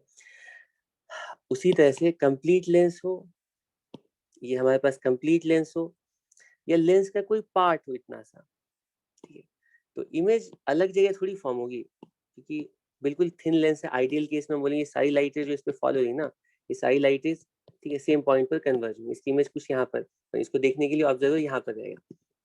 एनीवे, तो अगर हम लेंस का पार्ट भी लेते हैं ना, तो ये वाला पार्ट गायब हो जाएगा। लेकिन लेंस के जिस पार्ट की वजह से हम इमेज निकालना चाहते हैं, तो उस लेंस की वजह से तो लाइट इज वहीं पर कन्वर्ज होंगी ना, तो ये वाला जो लेंस है ना वहीं पर इमेज फॉर्म करेगा। ये तुम लोगों को पता है, ठीक है। अब मैं कह रहा हूँ कि अगर मान लो हमने, ठीक है, ऐसा किया कि जो लेंस है ना, इसके एक पार्ट, ऊपर वाले पार्ट के अलग रिफ्रैक्टिव इंडेक्स और नीचे वाले पार्ट के अलग रिफ्रैक्टिव इंडेक्स। तो ये एक लेंस नहीं है, यहाँ पे दो लेंस है। एक ऊपर वाला लेंस है, ये वहीं पर इमेज फॉर्म करेगा जहाँ पे ये कंप्लीट ब्लू लेंस फॉर्म करता, और दूसरा नीचे वाला लेंस है, ये वहीं पर इमेज फॉर्म करेगा जहाँ पर कंप्लीट ऑरेंज लेंस फॉर्म करता। ठीक है, तो ब्लू की वजह से मान लो इमेज यहाँ पे बन रही है और ऑरेंज की वजह से यहाँ पे बन रही है, तो इसकी वजह से दो इमेजेस बनेंगी। ये वाली जो लाइट रेज है ना, ये I1 पर मान लो कन्वर्ज होंगी, और ये वाली जो लाइट रेज है ये I2 पर कन्वर्ज होंगी, ठीक है। तो इसकी वजह से दो, बस मैं एक सेकंड, ठीक है।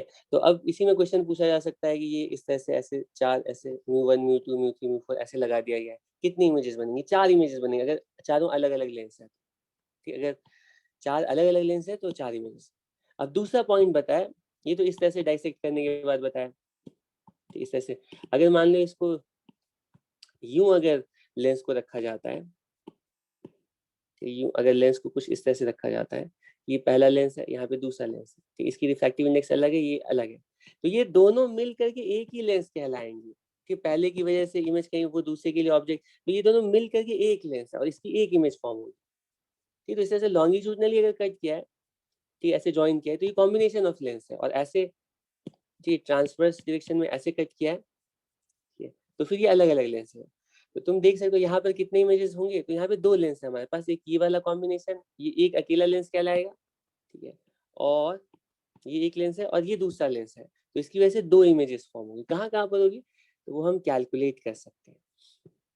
और उसके बाद ये फाइनल पॉइंट आज की क्लास का, कि जो पहला क्वेश्चन किया था कुछ इस तरह का था, और बोला था इसको अगर हम कट कर देंगे, ठीक है, ये तुम्हारे लिए असाइनमेंट है, अगर इसको कट कर देंगे तो कट करने के बाद कहाँ पर इमेज, कट करने के बाद इन दोनों की इंडिविजुअल फोकल लेंथ कितनी कितनी होगी, तो कैलकुलेट किया था वो 2f0 आया।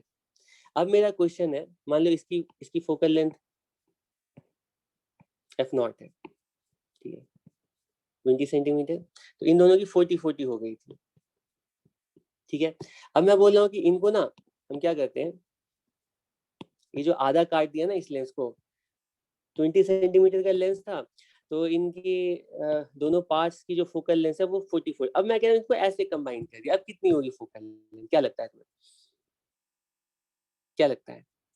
ये स्लैब नहीं बन जाएगा, ये दोनों अभी भी इंडिविजुअल कन्वर्जिंग लेंसेज, ये दोनों की 40 कंबाइन करके इनकी कॉम्बिनेशन की जो फोकल लेंथ है ना, वो फिर से 20 सेंटीमीटर हो जाएगी, कोई प्रॉब्लम नहीं है।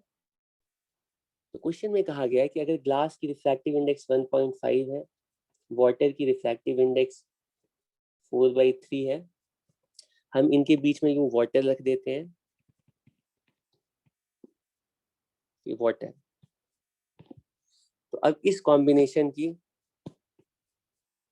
इक्विवेलेंट फोकल लेंथ तुम लोग, तुम्हारे लिए असाइनमेंट है, इसको सॉल्व करना, ठीक है। That's all for today.